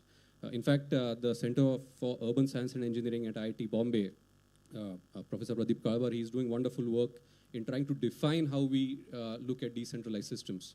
One of the bases that they are looking at is, can we look at population densities as a basis or a normalized basis for defining the scale of decentralization. So that is what Dr. Tare mentioned is a very important point. And last point I would like to highlight is the technology appropriateness for reuse and recycle, or technology appropriateness for treatment for reuse and recycle. What I mean by that is, in the large corporations, tier 1, tier 2 cities, the municipal corporations have the financial and the technical wherewithal to decide what kind of technology needs to be implemented. But the moment you go to tier 3, tier 4, tier 5 towns, municipal councils, municipalities, they don't have the budgets, they don't have the knowledge, they don't have the experience. So how can something like a Gange or the ETV program, equivalent to ETV program, help these tier 3, tier 4, tier 5 towns and cities to select the appropriate technology suitable for their geography, suitable for their economy, suitable for their resource availability? I think that can go a long way in ensuring that the treatment happens, and then the treatment usage or the recycle market can be then developed. And last but not the least, the value of water for emerging industries, for example, green hydrogen. Mr. Popat is doing a lot of work, Ion Exchange is doing a lot of green hydrogen for ultra pure water. So how can we target industries which value the treated water in an appropriate way and focus the policies around that? I think that can go a long way. For example, let's say a 1,500 liter of treated wastewater, I think generates about 1,000 liters of ultra pure water. And about 1,000 liters of ultra pure water is about 110 kilograms of hydrogen. So the hydrogen mission by Government of India, which targets 5 million tons of hydrogen by 2030, that would roughly translate into 70,000 million liters of treated wastewater. So that's almost 1 day of sewage generated in India. As per the latest CPCB reports, 72,000 MLD is generated, and 70,000 ml is what would be required to generate green hydrogen of 5 million metric tons. And I'm sure that they value the water, the hydrogen industry would value the water much more than a lot of other industries. So looking at, apart from the technological, also the administrative and the economic aspects of where the market can be developed can go a long way in developing this wastewater market. Thank you.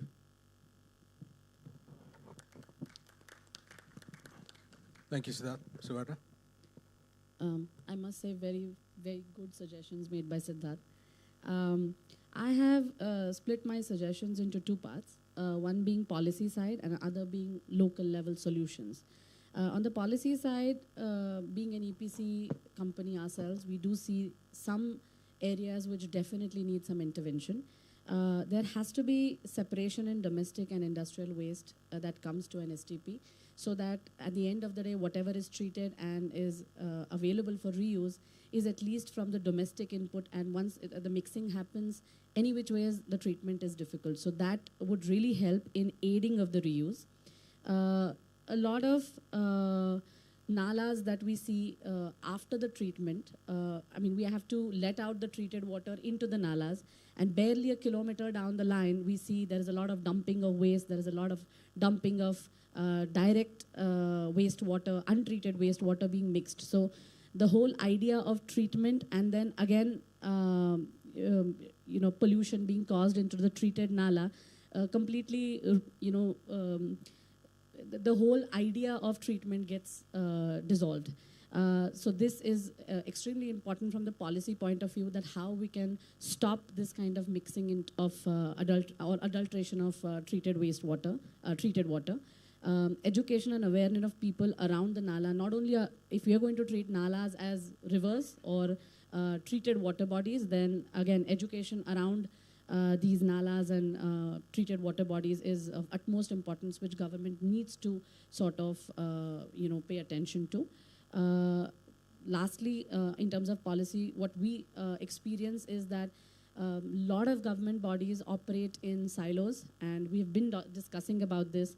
They do have really good ideas, but again, a cohesive approach towards policy is of utmost importance for its real use to be seen on ground. So these are on the policy side that I wanted to suggest. What I was actually deliberating internally a few months back with our team was regarding, as Dr. Tare said, that treatment should happen at the doorstep, be it small residential complex, be it an industrial area, wherever it is. So I was taking an example of an industrial complex, say about 150, 200 flats. There is a mandate in Pune and PCMC that there must be an STP and it must treat water to, ideally to the standards that a centralized STP treats. So that firstly needs to be reviewed because it's very difficult to treat, residential complex, STP water to NGT standards or CPHEO standards. So some standard review needs to be done, and that kind of policy needs to be percolated to the municipal level. Once that is done, we actually spoke to a couple of residential complexes, and the whole idea of theirs was that, see, if we use 100 liters per person every day, and the water goes out, we have to, how much can we use? We can use for gardening, we can use for washing, maximum 30 or 40 liters. Why do we have to pay for the entire 100 liters?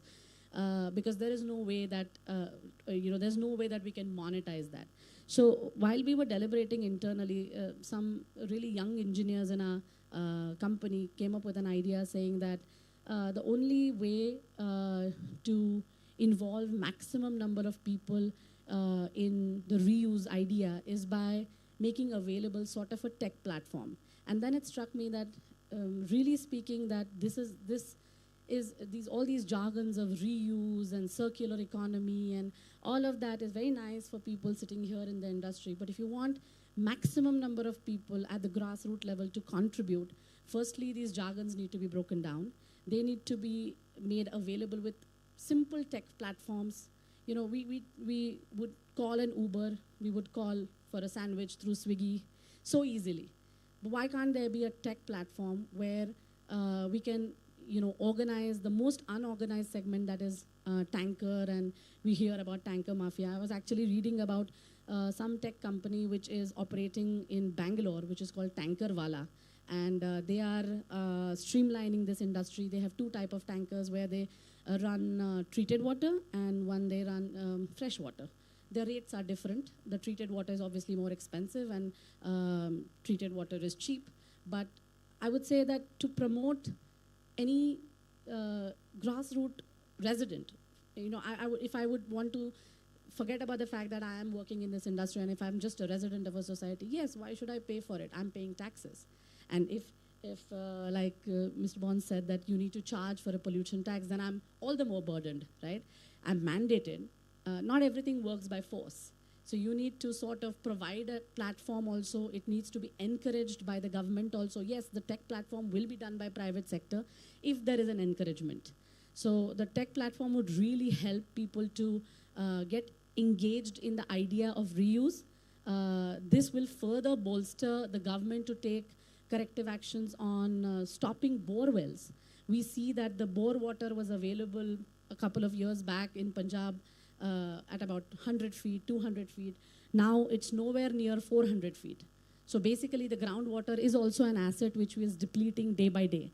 So, regulation on bore wells, you cannot simply, the reason why Siddharth said that builders are not using wastewater, there is a mandate.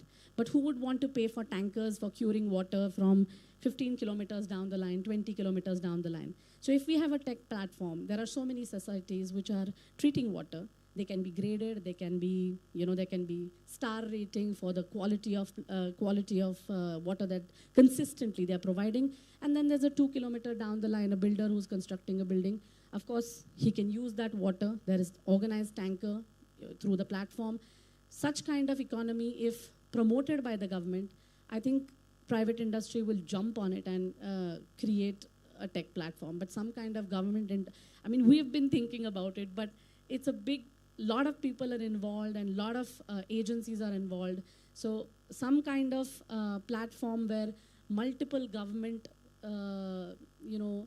agencies come together and deliberate and kind of help the industry navigate through such kind of scenarios to provide a solution at the grassroots level will really help, and will take the reuse to a much bigger level than only centralized reuse. Centralized reuse will have its limitations considering transport and the volumes that we are talking about. So these are my few suggestions.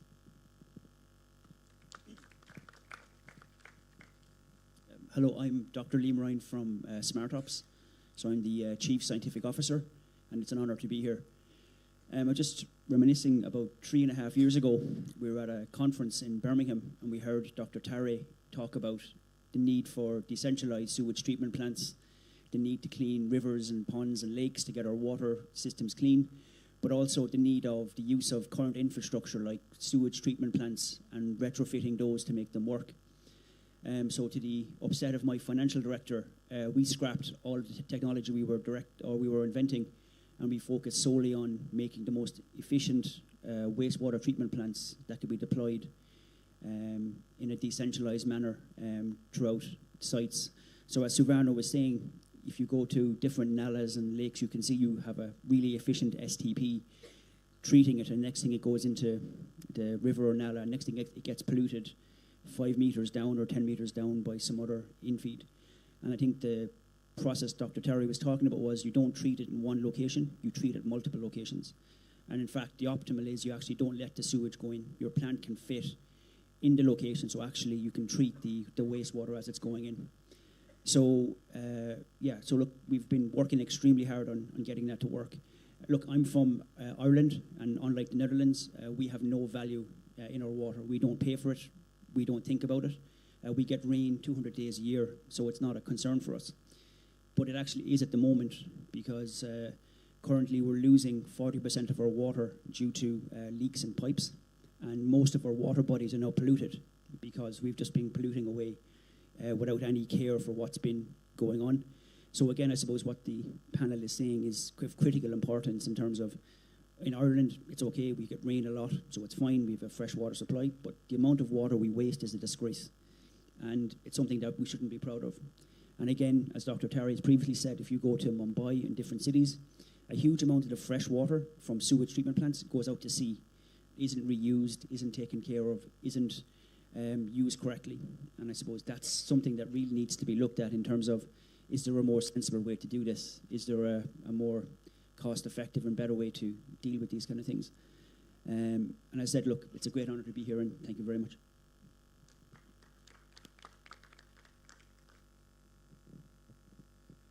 As I listened to Dr. Tare, Sanmit, and also my co-panelist here, it gave me some ideas to build up my thoughts, besides what I had planned to speak as a panelist here. So what I believe, picking up from Dr. Tare, Sanmit, and all my co-panelists is that I would say that let's look at economy of water.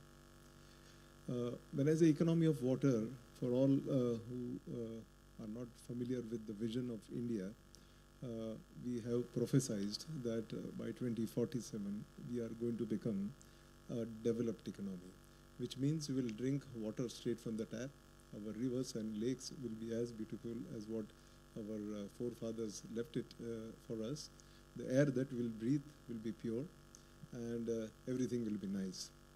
And I'm 100% optimist about this particular goal, because it's 23 years hence, and if you look at the initiatives in managing water over the last 15 years, and the very fact that think tanks like these forums are creating not only the awareness, but also providing a platform to innovate and demonstrate affordable technologies to see that we meet our goal truly not as per our GDP, but also in terms of a real developed economy.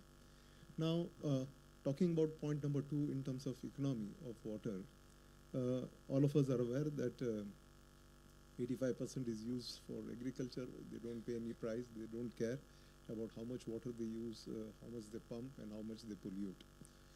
Surface water pollutions, runoffs are one of the biggest challenges that we are facing. runoffs of pesticides, runoffs of agricultural byproducts, which are contaminating our freshwater sources. And emerging contaminants is one of the biggest challenges that we face. But I don't think we are talking about it at the moment, because it's a very sensitive issue. When you talk about having administrations or regulations for agriculture in terms of use of water, the consumers like us don't pay virtually any price for water, okay, and we still demand and aspire to get water straight from our tap, just as it happens in Singapore and most developed economies. In between is the middle class, which is the industry, which bears the brunt of everything like a middle class. It pays the highest tax. Here, the analogy to tax is the price of water. Industry pays anywhere between 35 to 90 rupees a meter cube of water. Households virtually free, and with more and more political largesses, it would we know what happens. And then I've talked about agriculture. So the one who pays the real economic price of water, and that's industry, has adapted technologies in order to recycle 100% of the water that they send out as effluents at a cost which is lower than the economic price they pay for buying water. Now that's the incentive, that if I am spending 35 to 90 rupees a meter cube, obviously I'll adapt a technology, and if that technology helps me produce water at half the price, and when I say if this technology produces half the price, this is the reality. So anybody who's paying 35 rupees a meter cube, today when he recycles water with advanced technologies which are homegrown, he pays 17 rupees. Those who pay 90 rupees can recycle water at 45 rupees. And I am saying 100% recycle of water. And we have set up some of the largest complete zero liquid discharge, not zero liquid discharge, complete zero liquid discharge plants for refineries, for petrochemicals, for textile, for food and beverages. You name any industry, and there are examples of such plants working which produce treated water of the highest quality at half the cost at which they would buy source water. Now, having talked about this success, can this industrial success be replicated for the commoners? And it's here I'm very proud to say that we had a very good association with IIT Kanpur-led initiative called as Pavitra Gange. Dr. Tare touched upon his initial talk about how we can, instead of having interceptors or diverters, capture wastewater close to where it is generated, treat it using some advanced technologies, and at an affordable cost. And through our initiative, which I thought Dr. Tare would speak, but I thought he's left it for me to talk about it. And we could show that we can treat the wastewater which goes through the drains. We could remove 90% of the pollutants. We could concentrate that wastewater and probably convert that into energy. So we talked about in the morning session, what do we do with sludge as we start treating more of a sewage. So here is an example where you don't really do sewage treatment, but you do advanced filtration. You remove the contaminants. The water is good enough for most primary, secondary uses. And you got a sludge which comes out, which becomes a source of energy. And that's where you convert waste to resources. Similar examples of decentralized or integrated waste management are abundantly applied, right from a household with 5 people staying in a household to, let's say, a condominium having about 5,000 people staying, to integrately treat their waste and recover everything as a useful resource. Now, what it says is that, as what Mr. Gadkari says, that if there is will, there is a way, and that's how, he talks more about 25 to 35 kilometers of roads his department constructs. But these are examples where there was a will or there was a necessity, as I gave in the example of industries, which allowed technologies to be applied and together convert and use alternate sources of water. And here I'm talking about industrial effluent In the case of IIT Kanpur, it's basically a runaway or a storm water or a sewage which goes through drains, captured, treated, can be reused. And of course, there is abundant seawater which is available, which can be used as an alternate source. Talking of green hydrogen, a distant dream, but I'm a firm believer that once you have set a target, in the last 20 years we have seen we have achieved it.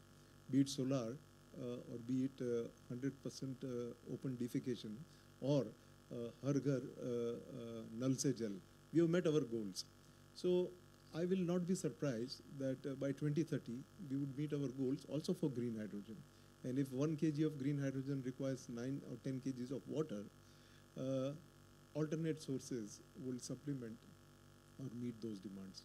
So I think all put together, 2047, and we will certainly be a developed economy with respect to our economic standing, but more so in terms of quality of life that we would live as citizens, as participants to the growth, as industries towards the GDP, and also supplementing our farming needs.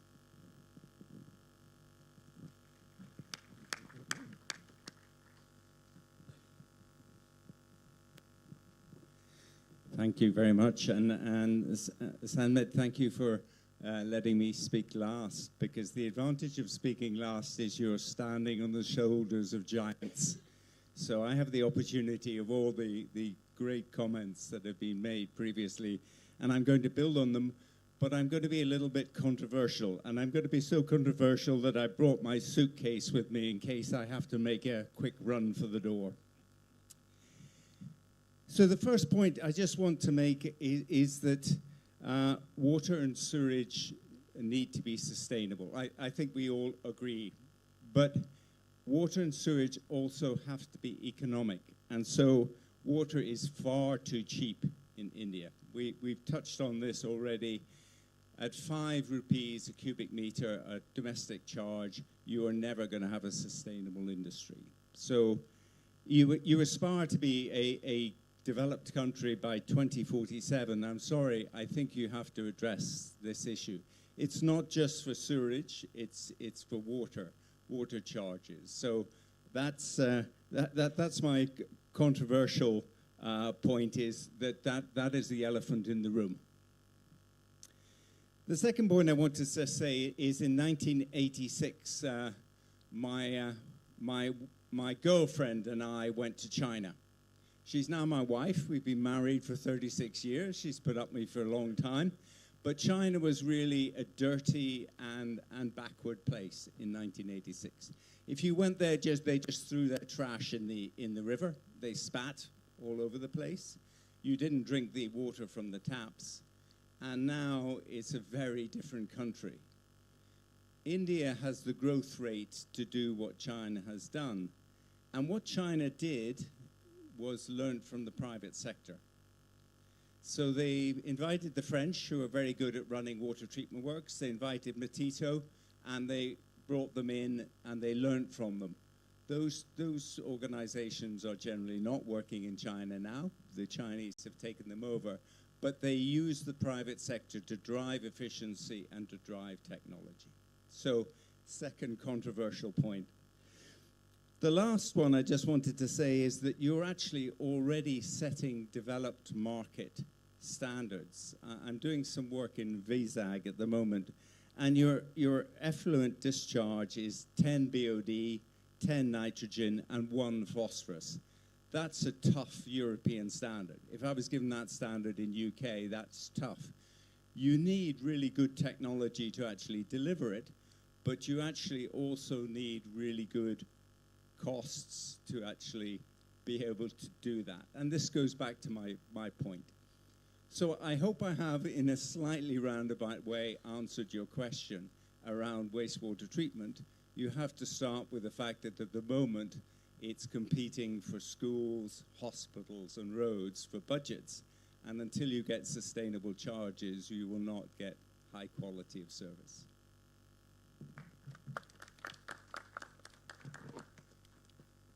Thank you, George. So to all my expert panelists, thank you for your contributions. Just think of a number, right? So the question, George, you said 5 rupees isn't enough.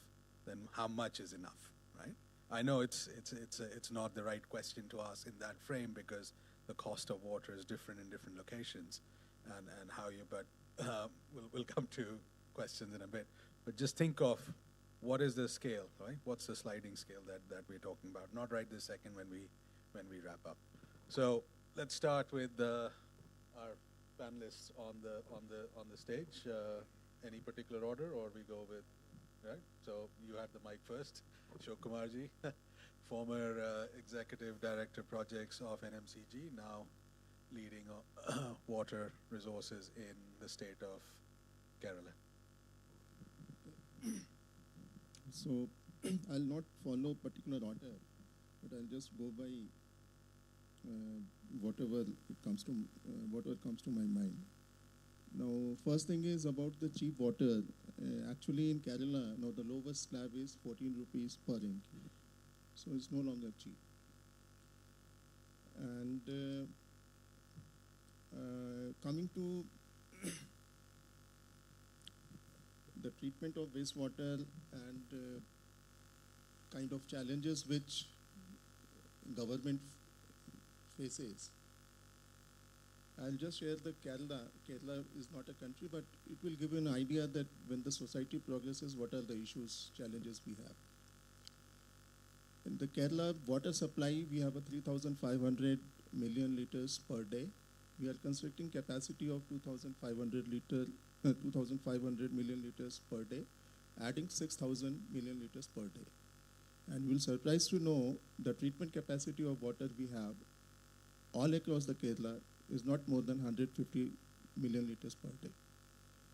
And the challenge is not on the investment side. The challenge is basically unable to convince the people. Somebody pointed out that we should go for a decentralized way. In fact, 10 years back, when I was heading one municipality, I went to one of the municipality and convinced that chairperson that we will give you 100% funds. Let us put up a sewage treatment plant and network. He listened to me for 45 minutes and he says, we will not do it. And the reason what he says that nobody would like to have a treatment plant coming to his ward or his constituency or near his home. It's like one of the minister was also narrating a beautiful thing that they said that our street should be lighted, should have a light. So minister said, yes, we are sanctioning it. Now everybody was saying that the pole should not come in my front. And nobody was allowed to put that light. So there is some sort of a challenge which we are facing on this side. And this basically leads to the conclusion that we have to go for a decentralized way of treatment. In fact, another event has happened which has not caught a news is that we opened up a big municipal waste treatment plant in Trivandrum, and we had to close it. This will be probably the first one in India because of the opposition from the local people. So that is the challenge which we are facing. The second is about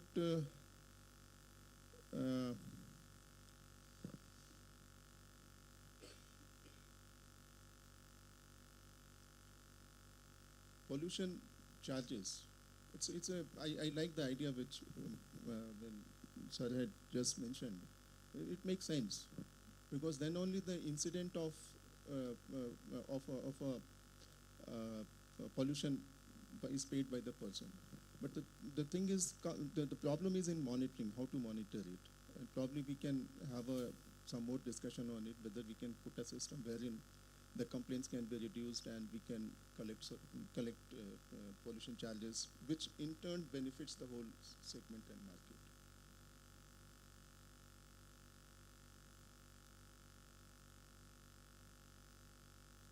I fully agree with the standards. Whoever has read POD 10 NPK, it's a disastrous. We tried to change it when we were in the Namami Gange, but we couldn't. But I think that some policy formulation is going on in the Ministry of Environment. But we need to take a look at it. And in fact, not only this BOD, in fact, we have gone to a little more on the microbe side also.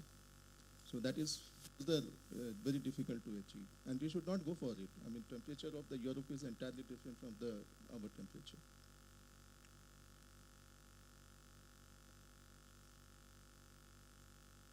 So to me, what it looks like that we basically also need a water regulator. And the idea of water regulator has come not on the wastewater side, but from the water supply side. In Kerala, we have got a water supply schemes mostly driven and run by the government. But at the same time, we have a World Bank funded community operated water supply plants. And somewhere they have taken the distribution part, and the bulk supply is given by the utility, by the water authority. And there is a dispute on the pricing. So thereby, we want to have some level playing field where not only the water suppliers grow, but also the market grows. So similarly, in order to develop this water market, we should have a regulator for the wastewater side also.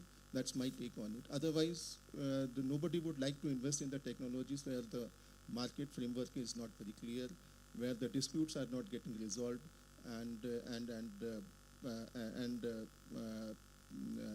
mean, decisions are not taken. And these are some of the points. If there is anything particular, I would like to, I will be happy to add on it. Thank you. Thank you, Mr. Tare, firstly for having me over here, opportunity to interact with the experts around. I think a lot of things have been mentioned, and I would want to start with something a bit more, which was mentioned subtly, but I think I would want to highlight it at the start. See, we are talking about valuing water. And if you go to a doctor with a problem, he'll say, no, I need an investigation. And therefore, what I would argue, the first place that we need to do is to enhance our monitoring mechanism, technologies, and all of those kind of tools, which can give us a much better understanding of what is entailed in water. It's not only hydrogen and oxygen, all the elements of salts and the contaminants that comes along with. A fair bit of understanding is there, but as Mr. Popat mentioned about emerging contaminants, we are still far back in terms of understanding that fully. There are many patients around with cancer and many other things one can attribute to in terms of problems. But the point I'm making is not just the benefit of water through the better monitoring, but also the harm that it can bring or the kind of pollutant that it can actually accumulate further. It needs to be better understood. And why I'm saying that is because the moment we are talking about how we can look at wastewater as a resource, we need to therefore understand fully what it actually contains. So I think Popat mentioned about Pavitra Ganga, and we are leading that project from India with consortium of ITs and Ion Exchange and partners from across Europe.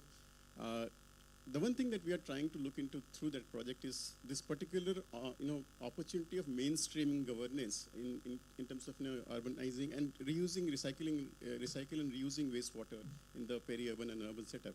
Now, what are the 2 to 3 things which actually have come out very clearly from the project is, one is of course the technology part of it. Not just the innovative new technologies, but also maybe an updation of the existing technology which can reduce the cost. As well has to be looked into. What are the existing opportunity by upgradation of those technologies? And of course, looking into those new technologies which have opportunities. Now, what we have through bouquet of technologies like Andicos, CW+, and I can go on narrating that, but then the emphasis has been to not only recover the resources like nutrients besides of course water, as well as generation of energy, but also looking into the perspective of how we can actually upscale that. One of the biggest challenge that I feel is there are enormous number of good pilot examples across. But I think in the country where we are sitting, the challenge is of the numbers.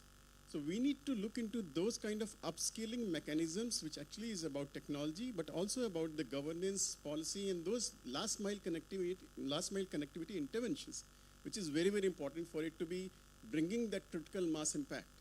And that's where I feel, the critical, success story of the wastewater recycle reuse would lie. I can go on narrating number of technologies which we have been using but are across the world as well as within India available. But I think this is something which has to be looked into from the perspective of success at a critical scale. There are other things as well, very important. I think it's mentioned, but I feel I will have to repeat that as well. and amongst them is standards. We need to have fit-for-purpose standards for the kind of reuse which we are looking at from a location that we are looking at. In that sense, decentralized treatment is very important. We cannot, envisage a mass-scale, reuse of wastewater unless we look into the decentralized approach, but also a standard which is specified for a particular kind of demand of reuse at a particular location, be it agriculture, be it, water for building, water for, let's say bathing, or for, any other construction, etc., etc. So we need to come out with some more specificity. I know there are efforts which are already on, but we need to be more specifically coming out with those specific standards about, let's say if I as a customer or as a consumer, I'm wanting to do some initiative on recycle reuse, and I want to reuse water for X purpose. I'm lost because I do not know what do I define it with, where do I start with? So I need to have that benchmark of, standards for us to be able to take that story forward. And then comes, of course, the economics in terms of the monetary value of it. Now, has been said enough. I think I will just emphasize one important thing, that the cost of the wastewater, treated wastewater, if it has to be, recycled, reused at a mass scale, has to be lower than the freshwater cost. That mechanism has to be brought in, whether it is market scales, whether it is, through viability gap fund, or, over a period of gradual increased block tariff over a period of time. We'll have to work that out. There are examples in which we have successfully looked into cities. They are already doing that, increased block tariff-based kind of, rationalization of cost. It has been done in the other sectors as well. Look at petrol, look at, electricity. But why can't we do it in water? And I think this is very critical if we are wanting to look into any intervention or technology for it to becoming a sort of, mass-scale impact-making intervention. Otherwise, we'll keep struggling with, the larger, expansion of the initiatives and the spread of technology. And I think besides this, I think I would just want to add as well, it's very important to engage the stakeholders. And I like that, perspective that you mentioned about tech platform. Very right. Why can't we have, just a sort of call away of, approaching somebody who can give me some technology which is not too, costly. And I'm talking as a layman now, which can give me an initiative through some kind of, arrangement, initiate something on recycle reuse. And I can do it right away rather than going through a very complex channel of, associating at a very large scale of, some MLD kind of technology. Maybe that needs to be broken up into those kind of parts where sort of local stakeholders, communities can take initiative as well as besides cities and including the industries taking the initiative as well. I mean, there are very good examples already existing as far as, industries are concerned, and I agree they are low-hanging fruit in the current context. RCF Mumbai, Majanko Power, and there are many other examples within Delhi. I think there has been recycle reuse of treated sewage to the thermal power plants, and there's a regulation as well within 50 kilometers of reusing the water from treated municipal sewage. So I think these kind of interventions will make sense. But I would kind of re-emphasize on the fact that there's no one-size-fits-all solution. We'll have to package them, customize them, and take them forward on case-by-case basis, location-by-location basis, and focus on as well, scaling it up over a period of time, because the bottlenecks actually comes when the scaling up is thought about. So I thought this will be my some initial thoughts on this. Thanks.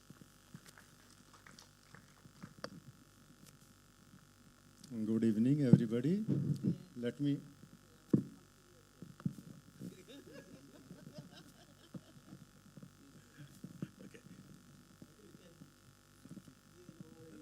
Wastewater discussion has been happening in several states, and I am from Karnataka. In Karnataka also, we have been discussing it for the last 5-6 years. I'm glad Dr. Tari and his team has brought it to Delhi. Hope something will move much further, because in India now, because of federal structure, we are always looking for guidelines from Government of India to roll something new in the state.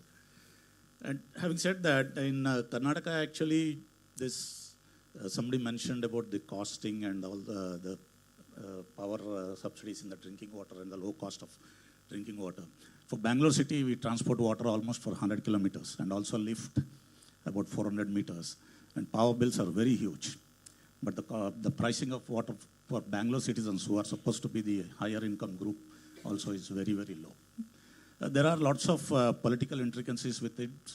Water and politics are always going together, but I hope it will change. And one of the chief secretaries of our state, since last few years, have been banging our Bangalore Water Supply Board that they should recycle and reduce the demand on the fresh waters. But somehow it didn't happen yet. We bring almost like 1450 MLD water from Mysore, 100 kilometers away, and our recycling is zero still. And on STP also, as Kerala's secretary has mentioned it, it's very, very low. We had a couple of years back one large program treating wastewater, treating the sewage treatment from Bangalore and transporting it to the very dry districts around Bangalore. Initially, it was mooted as supply for industries around Bangalore, but then there was all around Bangalore, the talukas, the blocks are overexploited in groundwater, and there are no canals or rivers there. So when the farmers started demanding more, then it was converted from industrial supply to filling the tanks. So we treat almost like 700 or 600 MLD of water from two major treatment plants and transport to the neighboring districts, Kolar, Chikballapur, and Bangalore rural, to fill the tanks, to improve the groundwater recharge and the levels. So that has worked well, actually. The levels have improved. But quality is still a concern because treatment is done by somebody else. This transportation and filling of tanks is done by minor irrigation department. So there is NGT also on it, it's going on. But however, coming to the topic of the water market kind of a thing, it emerged, it has really enabled emerge a new market in the tankers actually. A lot of tankers supply water from these districts to Bangalore city. And that's the reason also why the groundwater has become overexploited in those areas. So now we transport the sewage, government transports the sewage to fill these tanks. Now the private tanker wallas bring it back and sell it to the citizens of Bangalore. And one of the studies have said that probably it is a $1.5 billion market, the tankers thing. So that's on-ground experience in Karnataka. Then at the policy level also some of the things have been moving. So there has been a new wastewater reuse policy made by Urban Development Department. It also expects that private investments will come in and all those things. Then recently there has been a new state water policy. So it has been integrated into that state water policy also, and then it made more interdepartmental kind of a thing, not just one department kind of thing. And to monitor that, a high-level committee was set up under the chairmanship of Chief Secretary so that the coordination happens and more innovations can happen and private sector investments can come in kind of thing. So maybe as Suvarna was mentioning, you're most welcome to Karnataka to discuss more on it, and I'm sure our Urban Development Department would be interested to facilitate some kind of a piloting in this, and even we can help out in that kind of things. So this is how although importance of the wastewater is known and the shortage of water and fresh water is there, but still, as Kerala Principal Secretary mentioned, there is something which is not working. Like one of the examples he mentioned is the location of the plants, but in Bangalore also we have problem with solid waste management plants. Now all the villages which were set up few years back, they say, take it out. Your Bangalore waste, why you should come into our villages kind of a thing. So similarly for these treatment plants also. But hopefully it should, and also culture probably, the culture change has to happen because the Indian consumer is still not ready to accept that you can use treated wastewater or you can drink treated wastewater. Although when we travel to Europe, we do that. But still, in India, still we are yet to. I'm sure in Europe, several cities, cases mentioned about water boards, and several cities use recycled water. So we are quite happy to drink it. But in India, still, I think the culture is very strong. So somebody has to work on it, and probably various other stakeholders. And private sector might get more into these things. And I'm sure in Karnataka, at least, the water policy is now very forward-looking, and it will be able to provide a number of opportunities for these kind of things. Thank you.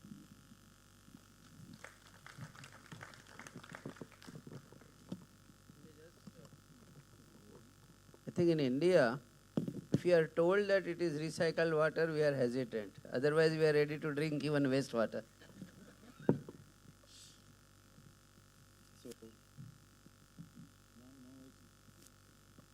Let me take a few points one by one. First is the water economics, as it was mentioned. And we know that water is treated as a social need in our country. And we try to say that everybody should get free water. And as a result, what happens, we supply intermittent water supply, morning, evening. And when it is the off period, again pipeline get contaminated. So we lose the quality also. So when HUDCO started funding water supply schemes in the country, we tried to put certain discipline in it. We said this intermittent supply will not be accepted. It has to be continuous supply to maintain a minimum pressure in the system so that the backflow doesn't take place.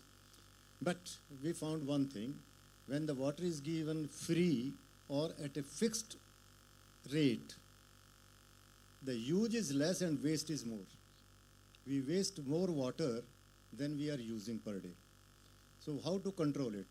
Then we emphasize it has to be 100% metering at two stages, that consumer level and the branch level, so that we know where if there is any leakage or anything are there. Then question of came the how to recover the cost. We say there are two ways: either you pay as a tax, where you have no control on how much you consume, or you pay as a price at a so 100% metering was required for that purpose. Then to meet the social objective, we decided a price structure. We say 35 liters per day per capita is treated as the basic need, so it should be free to everybody, so that nobody, even the poorest of the society, is deprived of the basic need. Then up to 100 liters per capita per day should be charged at cost.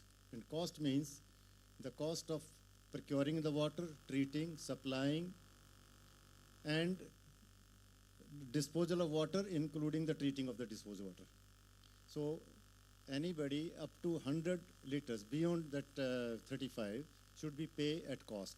Those who consume more than 100 LPCD, that means it comes to around 15 kiloliter per month per family, they should pay almost double the cost of the price to recover the first slab also.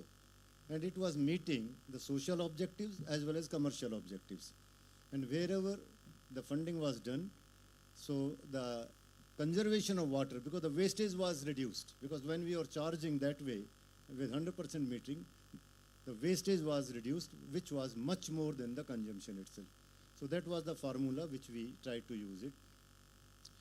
Now, point number 2, decentralization. When we are talking of decentralization, naturally the basic objective is treat the water or any waste as close to the pollution it takes place. Because if we mix up with the other fresh water or less, then we have to treat even much more than what should have been treated. For that purpose, our concepts are, if we can achieve that sort of a micro water equilibrium conditions, that means the cities, main source of water is rain or the snow on the mountains, whether we store it underground or we store it on the surface. So we said that whatever rain we get, we have to store it rather than let it flow to the sea. So we have to revive our old water bodies and create new water bodies.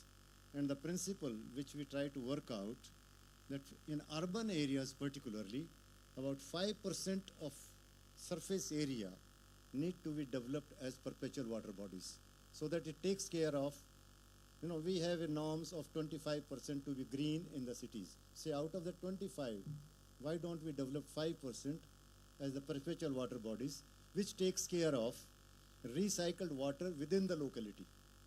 That means we don't recycle the treated water totally for reuse at straight away, but we treat it and put in the water body.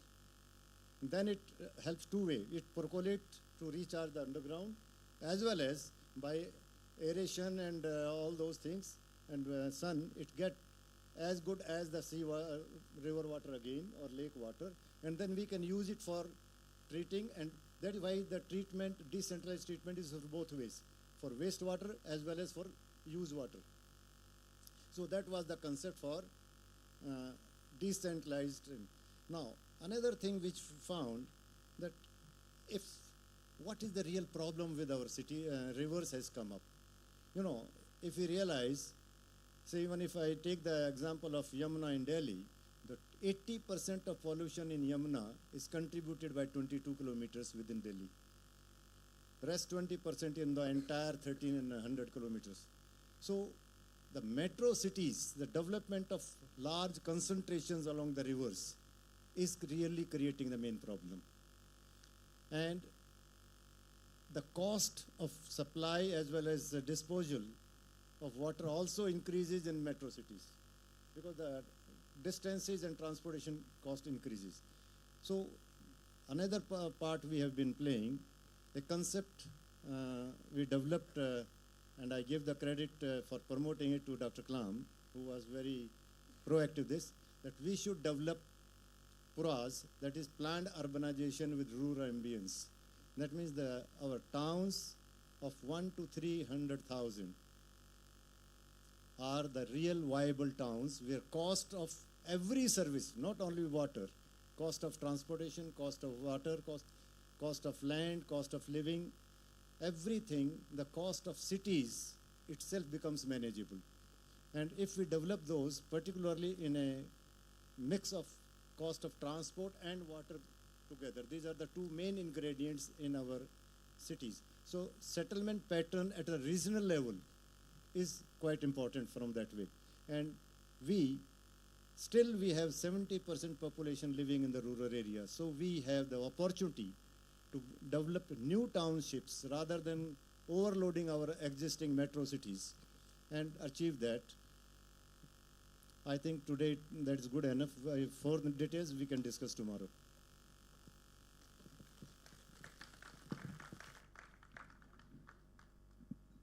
Thank you everyone. So what's the number?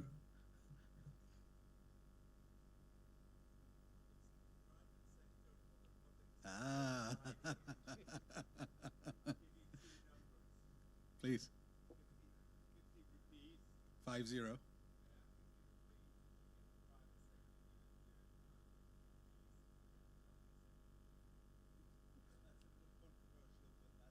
You're funding it, George. I don't care.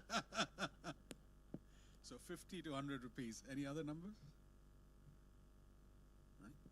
So I asked my friends in the oil and gas sector, right? And the answer was very simple. What flows in their pipes has a higher value, and that's why investments come in. When what flows in our pipes, right, has no value, and that's why there's no investment. So it's as simple as that. So what we were just discussing offline, the cost of 100-kilometer transport, right, the pumping cost. Why do not we internalize that cost and then come up with what's the true cost that the city is paying, right?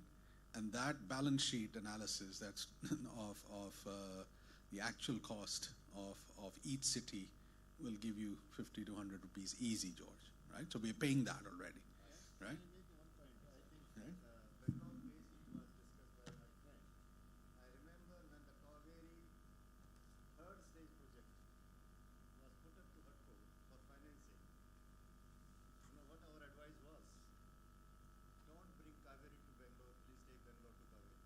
Because it will be more sustainable.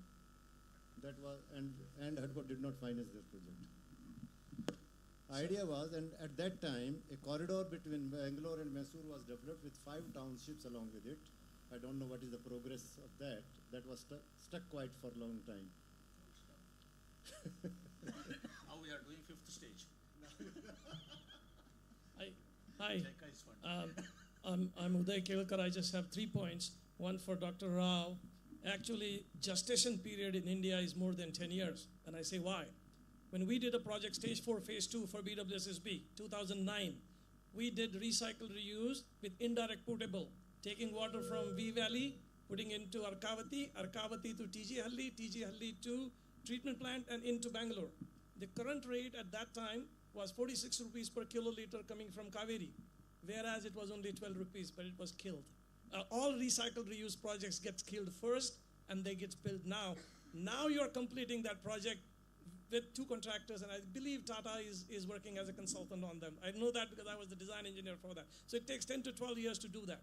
My suggestion is, instead of calling recycle reuse, because that recycle and reuse 2 words starts conflicting in the minds, because people education is most important for recycle reuse. We should not be saying, we should be saying augmenting of our existing water system. That's a better word. Your augmenting has the better word. And for SingSab, 2 points I have. The administrator gets into confusion. Why? MOEF and CC promulgated in 2017 different discharge standards, whereas NGT 2019 gave a different standards. And who is to take, whether you should follow MOEF and CC or you should follow NGT. And if you don't follow NGT, you'll be in the contempt of court. So that's a bigger issue getting driven, because they have gone to 230 mpn per 100 ml, which is a huge cost for disinfection. You really don't need that much cost for disinfection, including for nitrogen and for phosphorus removal into the process. And one last continuation to Sanmit. Yes, Mumbai is doing something new, and I'm proud to say that we're doing the first project in India. We're following the world, and we're doing direct portable reuse project for Kulaba, 12 MLD pilot plant, directly portable, starting from last month. Pilot will be built, it will be run for 3 years, and I'm inviting everybody to come and drink with us that water. It is close, equal to the water that is produced by Bisleri or anybody else. What's the cost? Cost, desal, what they are doing is 42 rupees per kiloliter. This cost is 17 rupees per kiloliter. Don't ask what Mumbai gets. They get 2 rupees per kiloliter because they are coming from upper Vaitarana, lower Vaitarana. But what step they are taking is to look at, if they want to meet the SDGs in next 20 years, what are the different parameters they need to look at it for augmentation of water supplies.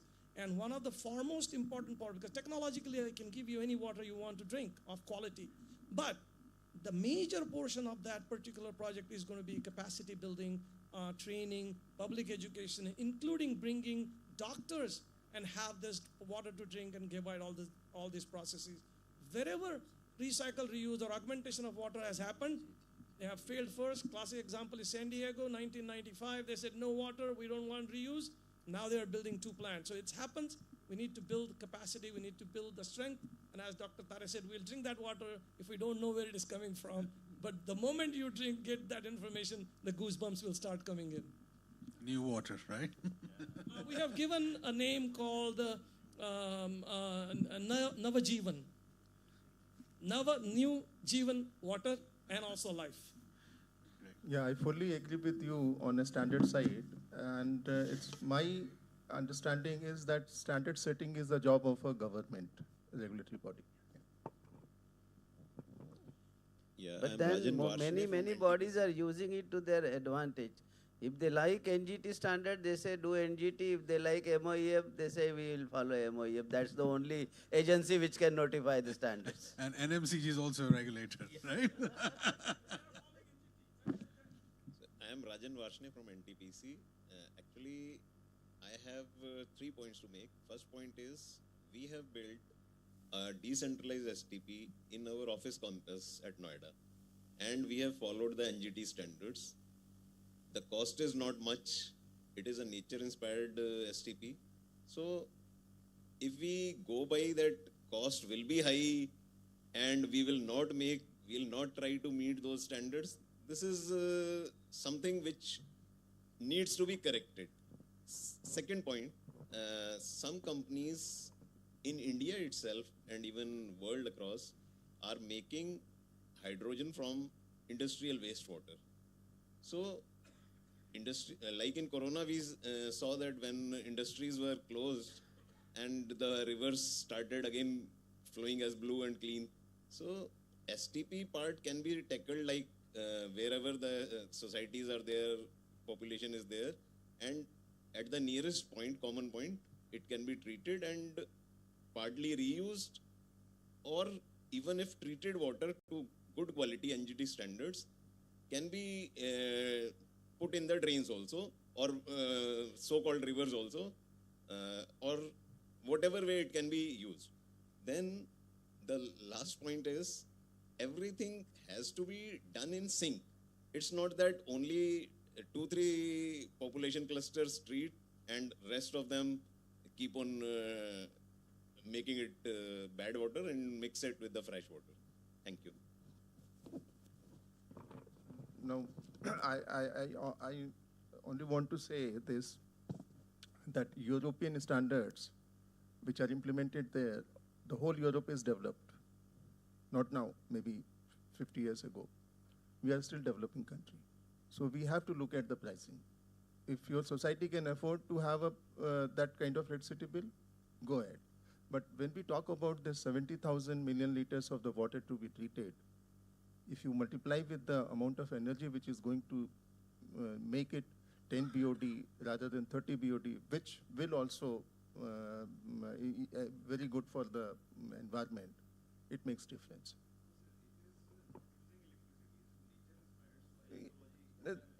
Then you are using a different process. Then you are using.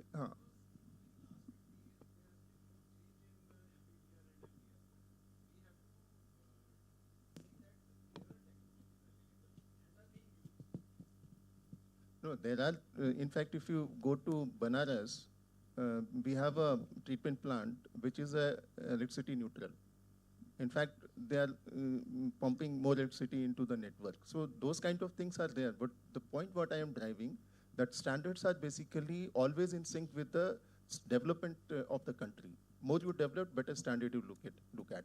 And then right now, at whatever stage we are, as I said, that if you do a back of cover envelope calculation, you will get to know that how much money more will be required if we have to adopt to the NGT standards. So that is the point we are talking about. As a policymaker, I should know that if I have envelope of 1 lakh crore, how much water I can treat. Sir, you are welcome to see our NTPC EOC Noida plant. It is a 28 lakh plant, total capex, and electricity consumption is nil, and it is treating to these NGT standards, and it is a 40 KLD plant for our office complex. So, and it is not the only plant. Several companies are coming up. When I gave the open tender, 12 companies responded to it, and around 500 plants are already operating using these technologies across India. So the thing is, we have to identify the right technologies and use them and promote them. And the thing, what I'm seeing at many places, people are coming to our institute also, our office also, that we will give you MBR, you replace it. Why you are putting up this? People are coming and telling us it is so cheap, it won't work for a long time. But all these things are like, it is working. It has been working for 5 years, and it is a concrete tank. M25 concrete is there, 12 mm Saria is used, and it will work for 100 years. I think with respect to technology, we have no issue, because this is NMCG and we've been following that. We are technology neutral. Yes. So I don't think, so if it's really a business case, it should come up on its own. I don't think NMCG is actually stopping it or whatever. No, sir, I'm not saying it is stopping. NMCG has approved it. SBT is approved under your in fact, this thing also. NMCG has not approved anything. NMCG has said, we don't care as long as you follow what it is, and it is L1. CPHE has approved it recently. CPHE has also approved it. And many places like Vaishno Devi and all other areas, this is the technology being used. And the second point I said about economizing hydrogen production from industrial wastewater. That is also something which we should... let's bring out these points. That's the whole idea of this particular debate. We're not trying to solve the wastewater market conundrum in 90 minutes. We have the next 6 months to finish the report. So on that note, I'd like to sort of close I could have summed it up and everything.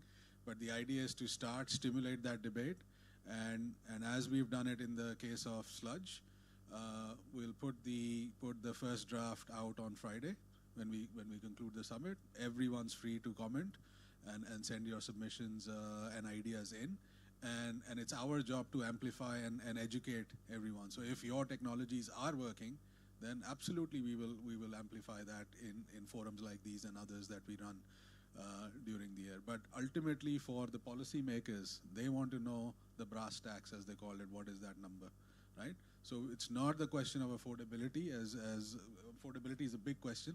So that's why I clarified. It's not the cost of water or the price of water. What's the value of water? Who pays for it is a very different subject altogether. So let's at least understand that we are valuing water at, as George says, 50 rupees, 60 rupees, 70 rupees. Now you might choose in certain areas to subsidize it to 12 rupees, right? And then the government pays for that 38 rupees as a balance because it's a social good, right? Ultimately, we have to find mechanisms to charge other people which cross-subsidize this particular imbalance in the water equation. So on that note, let's bring the session to the close. We're at the end of the day one of the Twin Summits, and tomorrow we start at 9:30, same room over here, which is the inaugural and plenary of the Climate Summit.